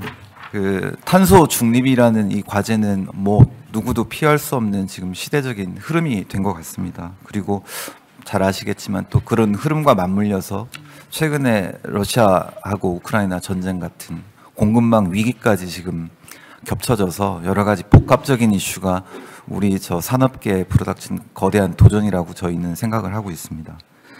그리고 관련해서 이 탄소 중립과 관련해서도 특히 이제 앞에 이제 양 박사님께서 발제해 주셨지만 해운 산업이 국가 자산이다라고 생각하는 거에 저 개인적으로 굉장히 크게 동의하고요. 그다음에 또 다른 한 측면으로는 이 해운 산업의 기본이 되는 조선 산업도 굉장히 국가적으로 중요한 산업이다. 왜냐하면 대한민국이 지금까지 역사적으로 성장해온 과정에서 수출로 지금 거의 먹고 살아온 국가, 대표적인 국가라고 생각합니다. 수출이 거의 6천억 불 이상을 하는 과정에서 항공도 물론 기여를 하지만 우리 조선, 해운 이 두 부분이 없다고 하면 과연 우리나라가 제조업에서 만든 물품들을 해외 시장에 교육을 통해서 과연 잘 팔 수 있었을까 하는 생각을 하고 있습니다. 그래서 이 조선뿐만 아니라 해운 모든 산업 부분, 제조업 부분에 이 거대한 흐름에서 국가가 그리고 민간과 어떻게 협력해서 잘 이걸 극복해 나가는가가 굉장히 중요한 정책적 과제라고 생각하고 있다는 말씀 드리고요.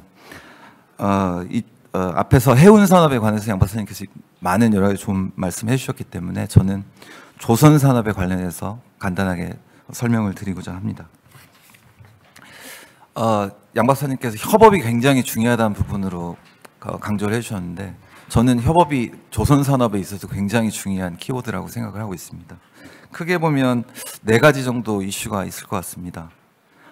첫 번째는 비용이나 기술적인 측면의 효율화 내지는 첨단화. 이거는 민간과 정부 간의 협업이 이루어지지 않으면 절대로 불가능한 부분이라고 생각하고 있고요. 두 번째는 탄소 중립이나 이런 과정에서 디지털 전환 내지는 혁신 기술에 대한 실증, 이 부분이 제일 중요하다고 생각하고 있고, 세 번째는 이렇게 만들어진 기술들이 세계 시장에 나갈 수 있고 적용할 수 있기 위한 트랙 레코드를 쌓아주는 부분, 아까 말씀하신 대로 국적 선사나 이런 것도 볼륨을 이런 환경적인 변화에 맞게끔 볼륨을 늘려가는 공공 수요를 창출하는 부분에서 맥락이 닿아 있다고 생각을 하고 있습니다. 그리고 이 세 가지를 뒷받침할 수 있는 제도적인 여건, 오늘 ESG 법제화 토론회인데요. 그런 법 제도적인 기반들을 탄탄하게 가져가는 것도 중요한 문제라고 생각을 하고 있습니다. 46페이지의 추진 배경부터 48페이지까지는 제가 앞서 말씀드린 내용으로 좀 대체를 하도록 하겠습니다. 49페이지 보시면 확보 전략 부분부터 좀 말씀을 드리면요. 기본적으로 이게 한 2주 정도 전에 발표를 이미 한 내용입니다. 그래서 조선산업 초격차를 확보하겠다. 크게 보면 세부 추진 과제로 인력적인 측면에서 확충을 강화하겠다. 그리고 기술적인 측면에서 선제적으로 대응하겠다. 그리고 수출 경쟁력을 강화하겠다. 크게 세 가지 파트로 되어 있고, 향후 30년까지 이런 고부가치 선박 점유율을 75% 정도까지 달성하겠다는 계획을 갖고 있습니다. 현재 조선업의 수주 잔량이 약 4천만 CDT 정도 됩니다. 그리고 향후에 전망하기로는 클락슨이나 이런 시장조사기관 전망하기로는 매년 한 4천만 CDT 정도가 발주가 예상이 된다고 합니다. 그래서 이런 부분들을 감안할 때 약간은 도전적이긴 하지만 시장 점유율 75% 달성을 위해서 노력하겠다라는 말씀을 드리겠습니다. 50페이지부터 51페이지까지는 인력 확충 부분입니다. 최근에 뭐 기사에서 잘 보셨겠지만 용접공이랄지 이 생산 인력에 관한 수급 문제가 굉장히 심각한 상태입니다. 그래서 특별 연장 근로랄지, 그다음에 인력 도입할 때 별도 쿼터랄지, 그다음에 유학생 특례 활성화랄지, 그다음에 근본적으로는 인력을 양성하는 문제, 이런 부분에 힘을 쓰겠다는 내용으로 되어 있습니다. 52페이지입니다. 주도권 확보 부분인데, 사실은 이 주도권 확보 부분이라는 거는 앞서 본 크게 인력과 기술이라는 부분을 가지고 있지 못하면 결과적으로 트라이를 해볼 수조차 없는 주제라고 생각을 하고 있습니다. 그래서 최근에 친환경이나 디지털 전환이나 이런 부분을 선도하기 위해서 LNG 선박이랄지, 그다음에 탄소 배출이 적은 무탄소 선박이랄지, 이런 부분에 기술 선점을 하기 위한 R&D랄지 실증이랄지 이런 부분을 제도적으로 강화하겠다라는 내용으로 되어 있습니다. 그리고 더 조금 아직은 시장이 좀 개화되어 있지는 않지만 자율운행 선박이랄지 이런 부분도 저희가 근거 법률이랄지 실증을 통해서 우리 내부적인 역량을 쌓아가는 과정을 집중하려고 생각하고 있습니다. 55쪽이 되겠습니다. 미래시장 변동성 포트폴리오 다각화 부분입니다. 지금 제조만으로는 제조도 물론 굉장히 근본적으로 중요한 부분이지만 그 이외에 고부가 수리 개조랄지 MRO랄지, 그래서 약간은 전주기적으로 설계 파트부터 제조, 그다음에 제조 이후에 부품이나 이런 거를 유지 보수 관리하는 부분까지 사업 영역을 다각화하고, 현재 조선업 생태계가 갖고 있는 약간의 어려움을 이런 부분들을 통해서 좀 미래지향적으로 돌파구를 확보해 나가려는 계획을 갖고 있습니다. 57쪽이 되겠습니다. 수출 경쟁력 부분인데요. 앞서 해운도 말씀해 주셨지만 금융 부분이 굉장히 중요합니다. 조선이든 해운이든 상당히 장기적인 투자 회임 기간이 필요한 산업 영역이기 때문에 최초에 수주를 하기 위한 금융도 중요하지만 그 이후에 제작이랄지 혹은 나중에 필요한 어떤 금융적인 파트를 어떻게 부드럽게 그리고 충분히 제공할 수 있는가 하는 영역도 굉장히 중요하다고 생각하고 있습니다. 그래서 RG랄지 그다음에 특례 보증이랄지 이런 부분도 강화해 나갈 생각이라는 말씀을 드리고, 58, 59쪽은 사실은 상생 협력 부분입니다. 조선업뿐만 아니라 중소 제조업들 다 갖고 있는 일반적인 문제가 되겠습니다. 그래서 상생 협력을 강화하고 그다음에 수출 경영 제고를 위한 컨설팅이랄지 판로 개척이랄지 이런 부분까지 종합적으로 지원하는 스킴을 갖고 있습니다. 향후 추진 계획은 앞서 말씀드린 대로 저희 산업부 차원에서는 국토부랄지 해수부랄지 관계 정부기관의 협업도 강화하고 또 민간과의 수요나 건의나 이런 것들을 정책에 반영하는 체계, 그런 체계를 좀 강화해서 작동하려는 계획을 갖고 있다는 말씀을 드리면서 마무리하겠습니다. 감사합니다. 네, 감사합니다. 네, 정말 하실 말씀이 많은 것 같은데 시간이 좀 제한돼 있어서 굉장히 좀 서두르신 감이 있습니다. 한 가지만 질문하고 제가 넘어가겠습니다. 항상 이 신기술이 개발될 때는 언제든지 이게 참 리스크가 많이 따릅니다. 그래서 민간 쪽에서는 이 부분에 대해서 항상 좀 위험하게 생각을 하는데 이번에 뭐 코로나 백신과 관련해서도 국내 백신 개발이 됐음에도 불구하고 정부가 수매하는데 지금 구매하는데 뭐 머뭇거리고 있는 부분도 있어요. 그런 측면에서 우리 산업통상자원부에서는 이런 신기술 개발을 할 때 우리 개발 기업들한테 리스크를 좀 줄여줄 수 있는 그런 방안을 준비하고 계신지 궁금합니다. 신기술 개발 부분에 관한 질문 주셨는데요. 신기술 부분이라는 거는 지금 뭐 쉽게 말씀드린 친환경 선박 중에 뭐 암모니아, 수소, 뭐 전기 이런 부분들이 아닐까 생각합니다. 근데 세계 어느 국가도 선박 부분에 있어서 지금 뚜렷한 1위 기술을 선점한 국가는 저희가 생각할 때는 아직까지는 없는 상태라고 생각하고요. 다만 이제 기존에 있는 조선 산업에 있어서 한국이 굉장히 강력한 기반을 갖고 있기 때문에 미래 시장이 보이는 부분에 대해서 기술적으로 선점하기 위한 정책적인 노력을 강화하고 있다는 말씀을 드리고, 그 방법으로는 리스크를 분산시키는 것은 초기 시장 단계이기 때문에 기술 개발할 때 정부가 일정 정도의 재원을 분담해 주는 부분이 굉장히 중요할 수 있겠다. 그리고 두 번째는 그렇게 개발된 기술이 실증을 거쳐서 뭔가 상용화될 수 있는 기반을 좀 도와주는 부분도 중요하다고 생각을 합니다. 그리고 세 번째는 적어도 초기 시장 단계에서는 공공 부문이 그런 부분에 수요 창출을 좀 해주는 쪽으로 가져가는 게 좋겠다. 이런 크게 세 가지 스킴을 갖고서 리스크를 분산시키려는 계획을 갖고 있다는 말씀 드리겠습니다. 감사합니다. 네, 감사합니다. 자, 시간 관계상 이제 또 우리 해양수산부로 좀 넘어가 보도록 하겠습니다. 오늘 정태성 해양수산부 해사안전국장께서 오셨는데요. 오늘 정 국장님 말씀을 좀 듣도록 하겠습니다. 예, 안녕하십니까. 해양수산부 해사안전국장 정태성입니다. 오늘 이런 좋은 토론을 개최해 주신 김학용 의원님, 김병욱 의원님, 정의용 의원님, 안호영 의원님께 감사드립니다. 오늘 주신 고견을 저희 정책에 잘 반영해서 친환경 선박 전환이 촉진될 수 있도록 노력하겠습니다. 잘 아시다시피 우리나라는 그 세계 선봉량 기준으로 세계 4위의 해운국이자 여러분도 잘 아시겠지만 조선 산업을 이끌어온 해운 조선 강국입니다. 우리나라 입장에서는 국제 규제에 따른 탈탄소 산업 구조로의 전환이 위기가 아닌 제도약의 기회로 활용할 수 있다고 저희는 판단하고 있습니다.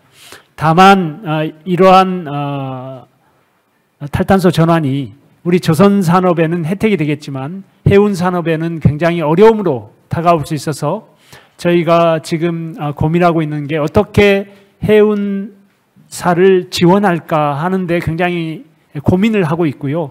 그래서 지금 저희가 용역 중입니다. 아직 오늘 제가 소개할 내용에는 그러한 구체적인 내용들이 담아있지 않음을 미리 말씀을 드립니다. 오늘은 저희가 추진 중인 그런 친환경 선박 관련 법, 그 다음에 저희가 추진 중인 그린십 K 추진 전략, 그 다음에 친환경 선박 기술 개발 및 보급, 세 번째 앞으로 저희가 법제화 등 향후 추진 과제 순으로 말씀을 드리겠습니다.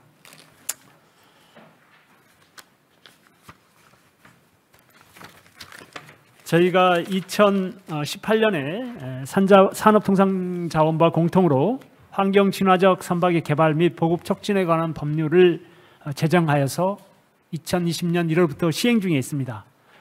동 법률에서는 친환경 선박 개발 및 보급을 위한 기본 계획의 국가 시책을 추진하도록 하고 있고요.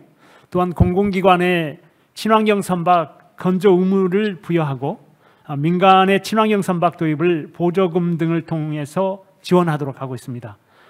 이러한 그 외에도 친환경 선박 연구개발 지원이라든지 인증제도가 규정되어 있습니다. 이 법에 따라 정부는 체계적이고 중장기적인 친환경 선박 관련 정책을 추진할 수 있는 기반을 갖춘 것으로 평가하고 있습니다. 해양수산부와 산업통상자원부는 30년까지 그린시케이 추진 전략을 수립했습니다.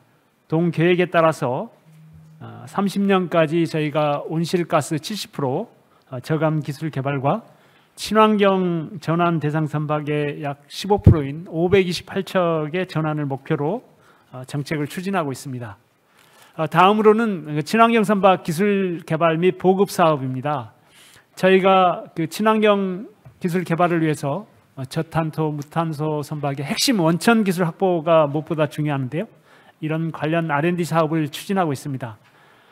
산자부와 올해 7월 친환경 선박 통합 개발 사업단을 저희가 발족해서 앞으로 10년간 약 2,500억 원을 투입해서 LNG 하이브리드 등 저탄소 기술의 고도화, 또 수소 암모니아 등 무탄소 핵심 기술을 확보할 예정입니다. 산자부는 원천 기술 개발을, 해양수산부는 시험 실증 및 국제 표준화 등 상용화 지원을 담당해서 우리 기술이 세계 시장을 선도할 수 있도록 하겠습니다. 저희가 그 친환경 선박 보급 및 전환을 위해서는 아까도 말씀드렸습니다만 528척을 30년까지 전환합니다. 친환경 선박에 따른 공공 분야의 친환경 선박 건조 의무화로 저희가 노후 관공서는 친환경 선박으로 대체 건조를 추진하고 설령 10년 내의 선박은 개조를 추진할 예정입니다. 민간 부분은 국가 보조금 및 정책자금 지원을 통해 민간 선박의 친환경 전환을 유도하고 있습니다. 성가의 최대 30%까지 연안 선박의 국가 보조금을 해운선사에 지원하고 해양진흥공사의 정책기금, 녹색금융 등을 지원하고 있습니다.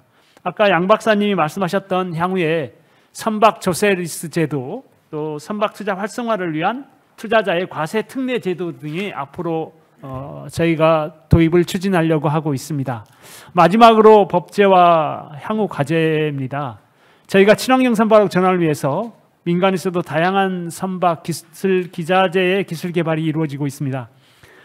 저희는 그 민간의 기술 개발이 신속히 상용화를 하기 위해서는 과감한 규제 개선이 필요하다고 판단하고 있고, 현행 시험 실증 안전성 검증 절차에 대한 법률 개정안을 마련해서 내년 상반기에 국회 발의 예정입니다.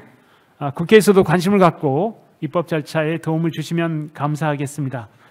그 친환경 선박 도입은 많은 비용이 드는 게 사실입니다. 선박 금융 활성화를 위해서 세제 혜택 등 인센티브 확대가 절실합니다. 재정 당국과 협의하에 투자 활성화 방안을 검토하겠습니다. 저희가 조세 특례, 조세 리스 제도도 저희가 예타를 신청했는데 좀 여러 가지 문제점으로 해서 아직 통과를 못했는데요. 앞으로 더 저희가 또 다시 검토해서 이것도 다시 추진해서 우리 전환하는 민간 측에 재정 지원이 확대될 수 있도록 하겠습니다.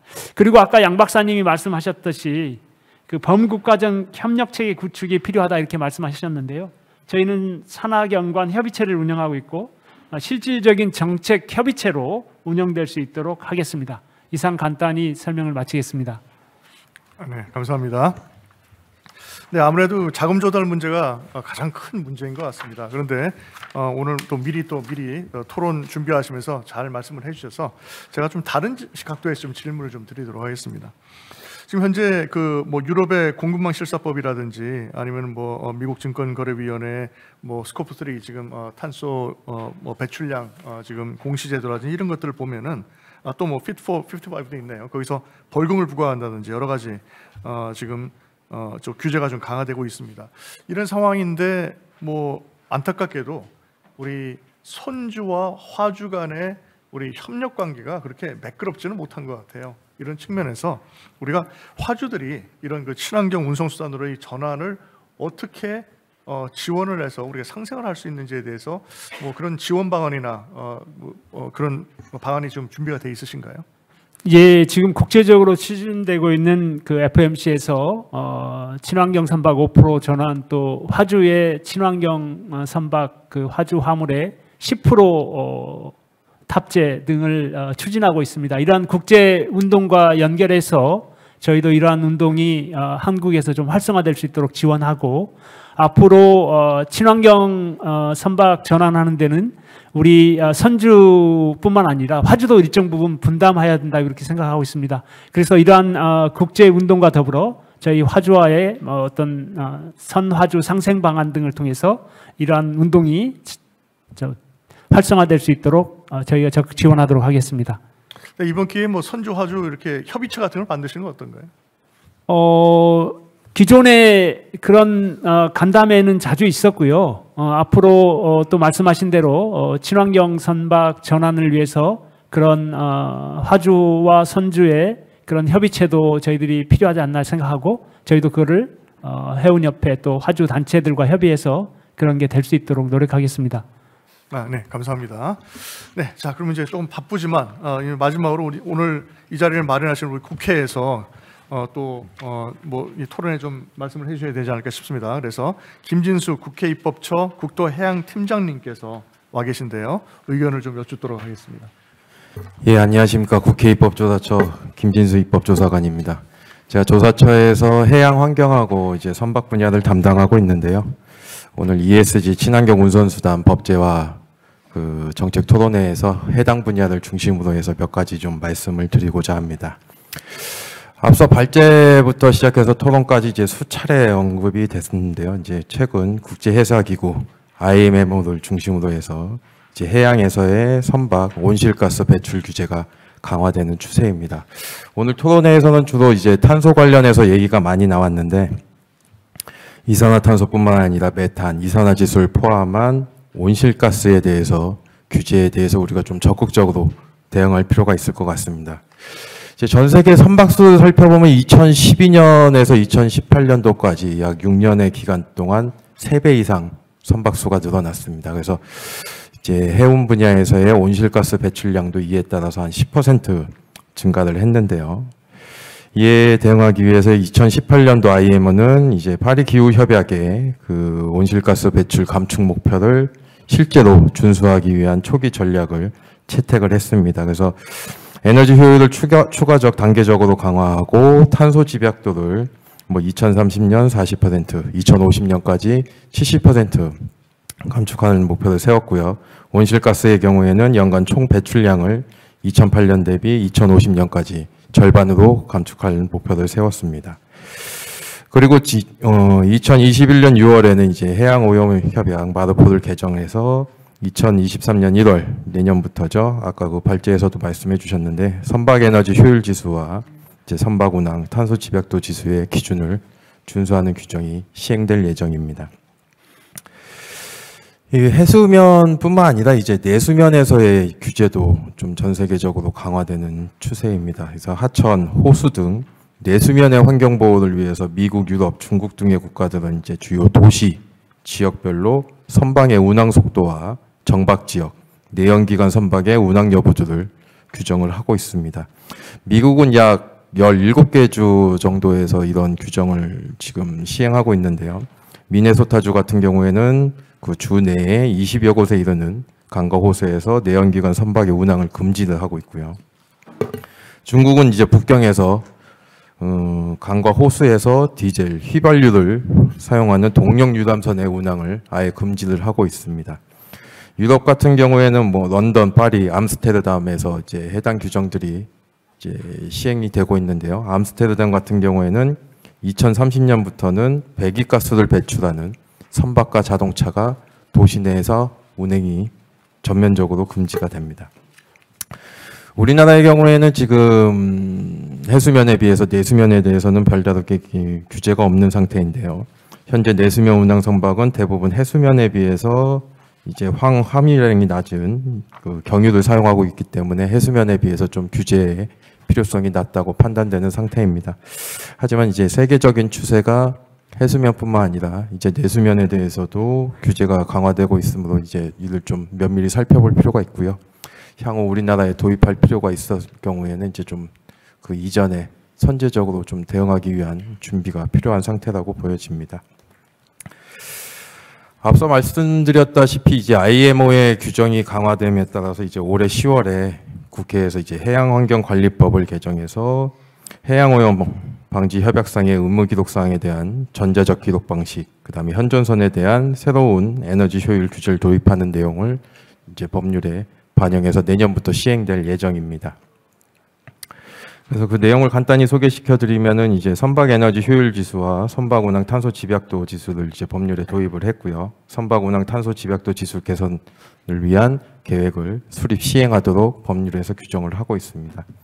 그리고 기존 황산화물 배출 규제 해역의 정의를 이제 배출 규제 해역으로 변경하고 디젤 기관 선박이 그 해당 해역에 진출입 시에는 운전 상태라든지 위치 일시를 기관 일지에 의무적으로 기록하도록 규정을 하고 있습니다.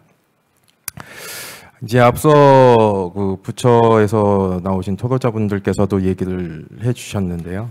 우리나라의 경우에는 이제 2020년부터 환경 친화적 선박의 개발 및 보급 촉진에 관한 법률에 근거해서 해수부하고 산자부에서 환경 친화적 선박의 개발과 보급에 관한 그 업무를 지금 시행을 하고 있습니다. 그래서 법제 3조에 따라서 5년마다 기본 계획을 수립을 하고요. 법제 5조에 따라서 이제 매년 선박 보급에 관한 시행 계획을 수립하도록 규정을 하고 있습니다. 근데 지금 그 시행 계획을 실적을 살펴보면은 지금 뭐 공공 부분에 비해서 민간 부분의 실적이 조금 부족한 상태인 걸로 보입니다. 2021년 그 시행 계획을 살펴보면요. 공공 부분 같은 경우에는 23척의 광고 공선을 이제 환경 친화적 선박으로 개선한 계획을 수립을 했는데 그 공공 부분에 대해서는 뭐 100% 지금 추진 중입니다. 근데 민간 부분 같은 경우에는 이제 외항 선박 13척, 내항 선박 3척 등 16척에 대한 보조금을 지급하는 방안에 대해서는 100% 지급이 된 걸로 알고 있는데요. 이에 반해서 화물선 86척을 포함한 이제 친환경 설비 장착 지원금을 지급하는 계획은 총 102척에 대해서 계획이 수립됐는데 이 중에서 약 지금 절반 정도의 실적만이 지금 나오고 있습니다. 2022년 시행계획도 지금 현재까지 실적을 좀 살펴보면요. 공공 부분은 지금 77척의 관공선에 대해서 모두 지금 전환 계획이 추진이 되고 있습니다. 한편 민간 부분에서는 이제 보조금은 21척에 대해서 계획을 수립했는데요. 뭐 지금 현재는 26척에 대해서 보조금을 지급해서 목표를 좀 초과 달성한 상태입니다. 반면에 친환경 설비 장착 보조금은 약 280척에 지급하는 것으로 계획을 수립했지만 실제적으로 이제 그 지원금은 4척에 대해서밖에 지급이 되지도 않았어요. 그러니까 어떻게 보면 아까 그 양수석 연구원님께서 말씀하셨다시피 정부에서는 지원을 하려고 하는데 어떤 설비로 전환을 해야 될지 그거에 대한 불확실성이 좀 가장 크지 않나 싶습니다. 그래서 좀 이런 부분에 대해서는 정부 쪽에서 R&D 연구 영역을 통해서 좀 가름막을 타줄 필요가 있을 것 같고요. 이제 향후에는 이제 공공 부분에 비해서 실적이 좀 저조한 민간 부분의 참여 확산을 위해서 좀 적극적인 그런 정책을 마련해서 시행할 필요가 있을 것 같습니다. 그래서 여러 척의 선박을 친환경 선박으로 전환하는 것도 중요하겠지만 그 좀 소수로 줄이더라도 지원 금액의 규모를 좀 상향한다든지 이런 방안들이 필요해 보이고요. 그다음에 이해 당사자 협의 기구를 마련할 필요성이 있다는 데는 저도 적극 동의를 하고 있습니다. 국회에서도 그 담당하는 조사관들이 여러 명이 있듯이 이제 해운, 조선, 에너지 등 산업계 비롯해서 산자부, 해수부, 환경부, 뭐 필요하다면 기재부까지 해서 범부처, 범산업계로 구성된 그 협의 기구를 운영해서 사회적 기반의 그 사회적 합의에 기반을 둔 정책 추진이 필요하다고 생각합니다. 예, 이상입니다. 네, 감사합니다. 말씀 잘 들었습니다. 제가 마치기 전에 질문을 한 2개 정도 받으려고 합니다. 근데 첫 번째 질문은 사실 각 우리 부처별로 현안에 대한 정책을 마련에 너무 고심하시다 보니까 이렇게 같이 모실 시간이 없죠. 전혀 많이 없으실 것으로 제가 생각을 합니다. 그래서 혹시 우리 토론자 간에 이렇게 우리 그 부처의 벽을 뛰어넘어서 질문을 하실 사항이 있으신지요? 예를 들어서 우리 뭐 해수부에서 우리 산자부에 관련해서 기술 개발 관련해서 어떻게 뭐 질문하실 게 있으신가요? 지금 저희가 그 통합 사업단을 만들어서요 긴밀히 협의하고 있고 또 친환경 선박 관련해서 연료를 어떤 연료를 사용할지 이런 부분도 굉장히 중요하고 앞으로 이제 그런 부분의 인증 이런 것도 굉장히 중요한데 이것도 그 산자부 장관님이 잘 준비해 주셔가지고 국토부, 산자부, 해수부 이렇게 협의체가 있습니다. 그래서 저희가 주기적으로 만나서 서로 하고 또 분과별로 분과가 또 설치가 돼 있어서 해운 분과, 뭐 항공 분과, 뭐 이런 식으로. 그래서 이게 지금 원활하게 산자부하고는 협의가 되고 있어서 뭐 특별히 질문할 건 없습니다. 네네. 우리 국토부도 만나시나요? 예, 같이 네. 만나고 있습니다. 네. 항공 쪽, 해운, 항공, 네. 산자부 이렇게 해서 네. 지금 협의를 긴밀히 하고 있습니다. 네네, 좋습니다. 네, 또 이 긴밀히 협의하신다는 걸 또 저희가 또 알게 됐습니다. 자, 그러면 이제 마지막으로 저희가 끝내기 전에 우리 플로어에서 한번 질문을 좀 받아볼까요? 오늘 정말 많이 참석을 해주셨어요. 그만큼 이 문제가 굉장히 관심이 많다고 제가 생각을 합니다. 네, 질문을 좀 마이크를 좀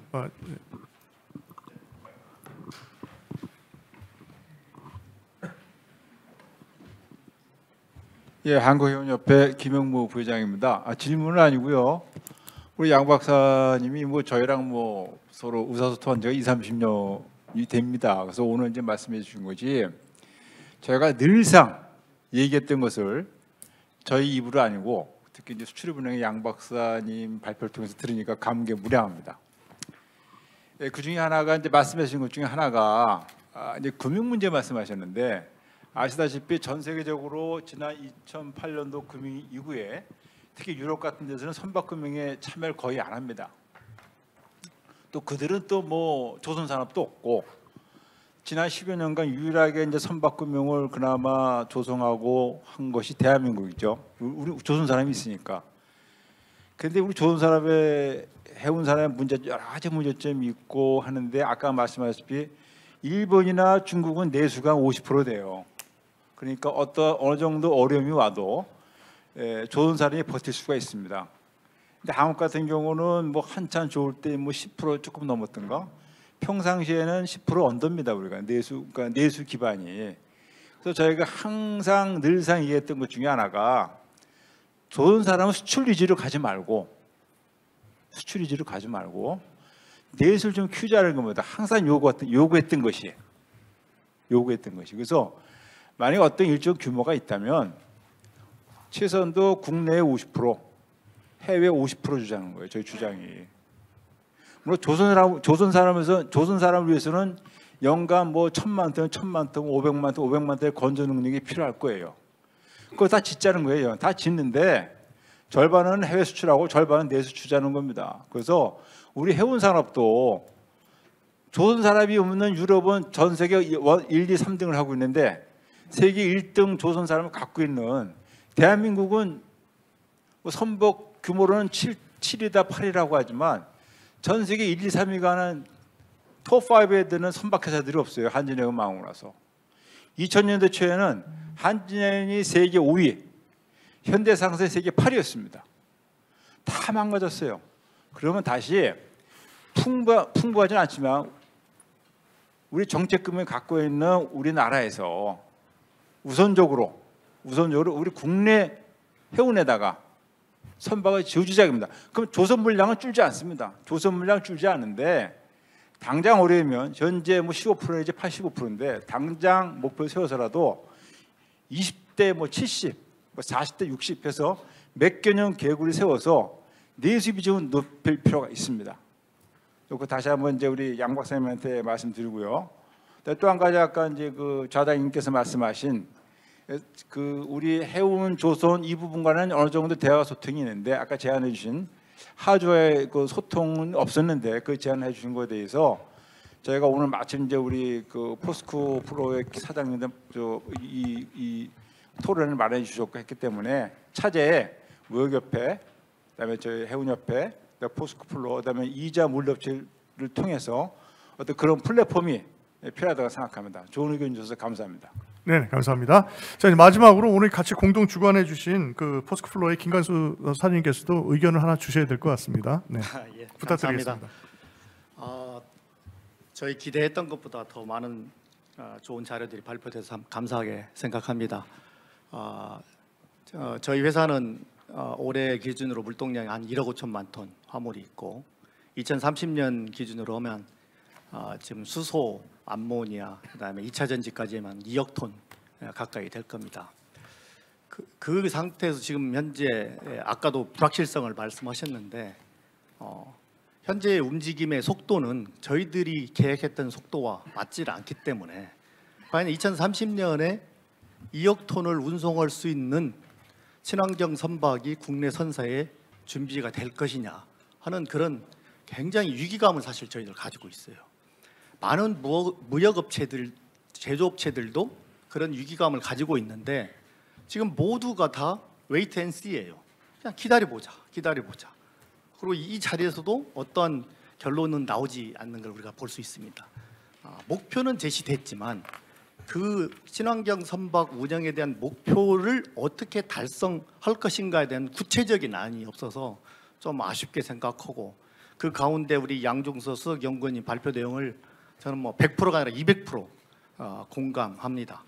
그 가운데 여러 가지 좋은 제안을 해주셨기 때문에 그런 내용들이 앞으로도 계속 공론화되고 그 해운협회뿐만이 아니고 로지스틱 학회, 그다음에 뭐 물류협회 또는 저희들처럼 대형 화주들까지도 좀 같이 인볼브 돼서 어떻게 협력해 나갈 것인가를 좀 논의의 장이 계속 발전됐으면 좋겠고 특별히 지금 제가 하나 추가로 질문이 아니라 추가로 말씀을 드리면 대형 화주들이 어떻게 기여할 것인가. 예를 들어서 장기 계약을 대형 화주들이 솔선수범해서 하고 그것들을 기반으로 했을 때 예를 들면 10년 물량 보증이 된다든가 했을 때 그거를 물량 보증을 통해서 저리로 금융을 일으켜줄 수 있는 제도화할 수 있는가. 또 이렇게 했을 때 대형 화주들에게 어떤 법인세 경감이나 다른 쪽으로 인센티브를 줌으로써 더 활성화시킬 수 있는가. 이런 부분이 하나 더 포함됐으면 참 좋겠다는 그런 건의사항을 드리고요. 질문이 하나 우리 윤진환 교통정책관이 아니고 지금 다른 분이 오셨는데 발표 내용관인데 국토교통부에 한번 질문이 하나 있습니다. 우리가 친환경 운송 수단으로 새로 개발해 나가는 것 참 중요합니다. 그래서 저희들도 지금 LNG 선박을 추진선을 18만 톤짜리를 지금 2대를 작년도에 런칭해서 지금 운영하고 있고 앞으로 더 확대해 나갈 겁니다.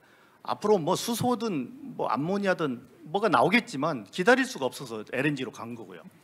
그다음에 저희들 이제 공로 운송이 상당히 많은 부분을 차지하고 있기 때문에 앞으로 공로 운송이 가지고 있는 이산화탄소의 배출량은 정말 우리가 상상하기 어려울 정도입니다.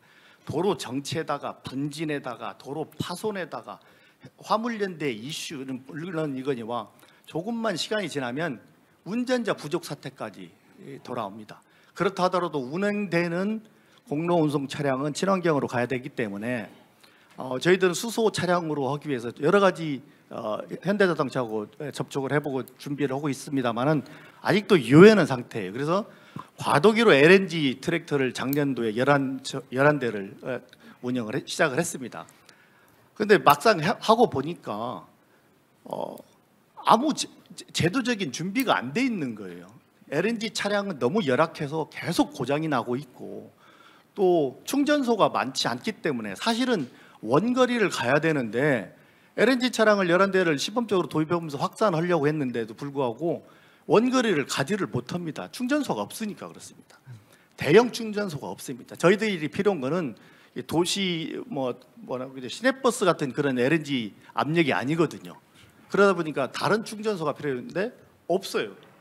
그래서 새로운 친환경 운송 수단 개발하는 것도 좋지만 인프라가 첫째다는 게 하나 생각이고 두 번째는 운송의 방법에 대해서 한번 우리가 생각을 바꿔보면 국내 운송을 놓고 보면 아까 제가 해외는 아까 법제적으로 말씀드렸고요. 국내 운송을 놓고 보면 공로 운송이 있고 철송이 있고 해송이 있습니다.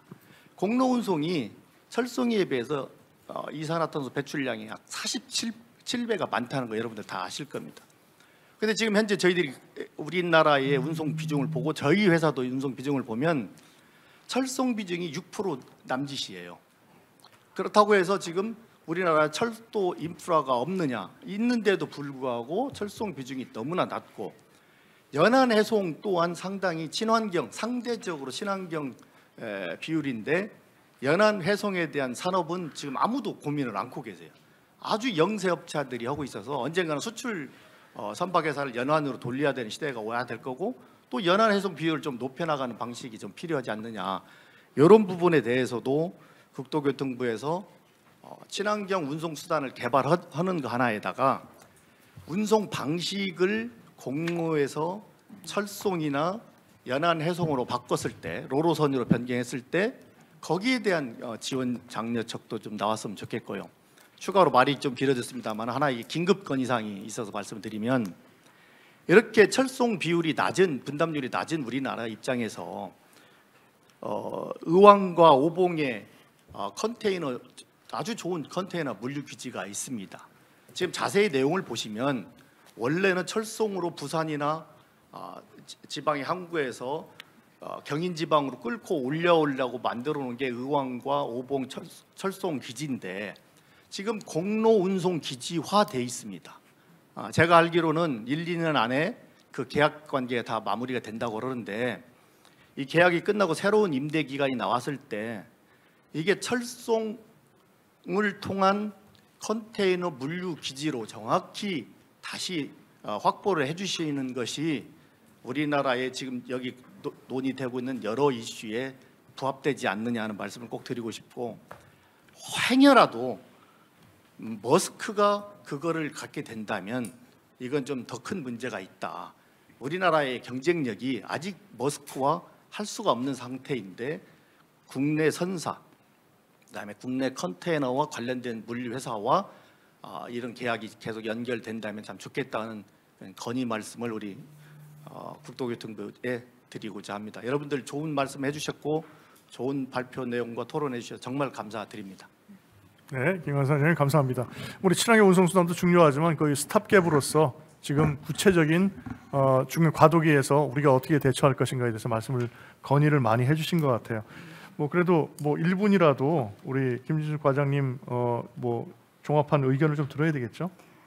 예, 일단 말씀해 주신 거에 대해서 이제 좀 말씀을 드리면 일단 지금 LNG 트랙터 관련해서 충전소 말씀을 하셨는데 이제 이 부분은 사실 조금 지금 말씀하신 것처럼 과도기에 있는 부분인데 이 부분을 지금 어떤 식으로 풀어갈지 하는 부분들에 대해서는 저희가 아까 말씀하신 화물운송 담당하는 가들과 협력해가지고 방법을 찾아볼 것 같고요.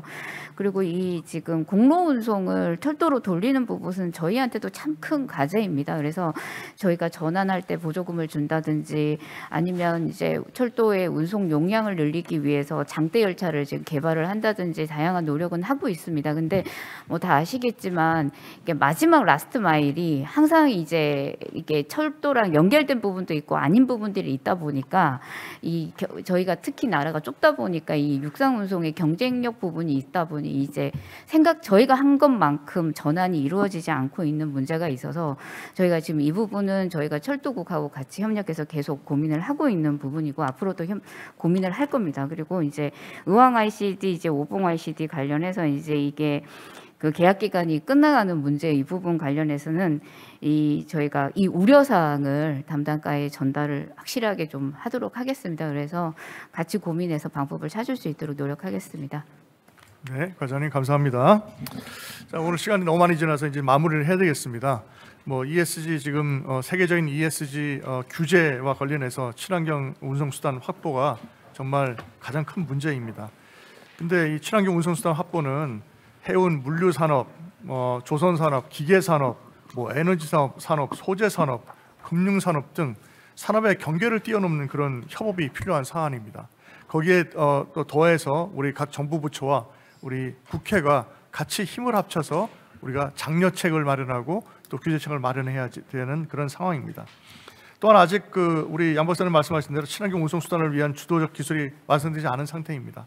이런 상황에서는 우리가 어떻게 뭐 기술 개발 과정에서 위험을 최소화하고 또 효과를 최대화할 것인가에 대한 그런 시나리오를 기반으로 해서 우리가 다양한 어떤 그 방법을 준비해서 포트폴리오로 뭐 마련하는 그런 국가적 전략이 필요한 상황이라고 저는 믿습니다.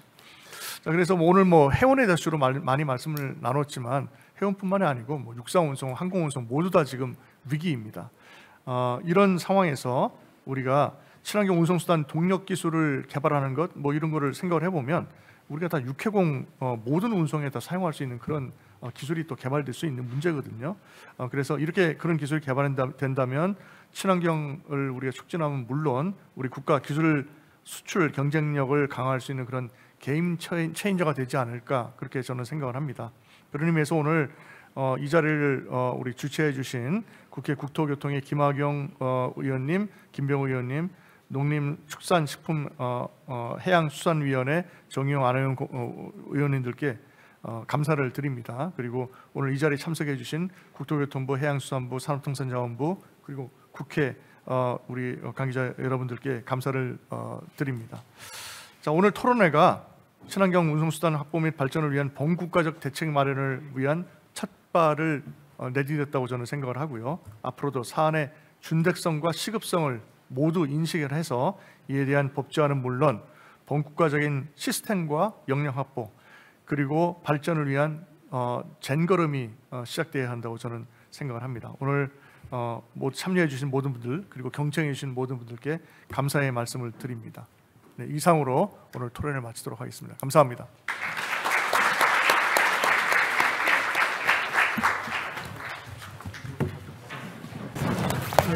네.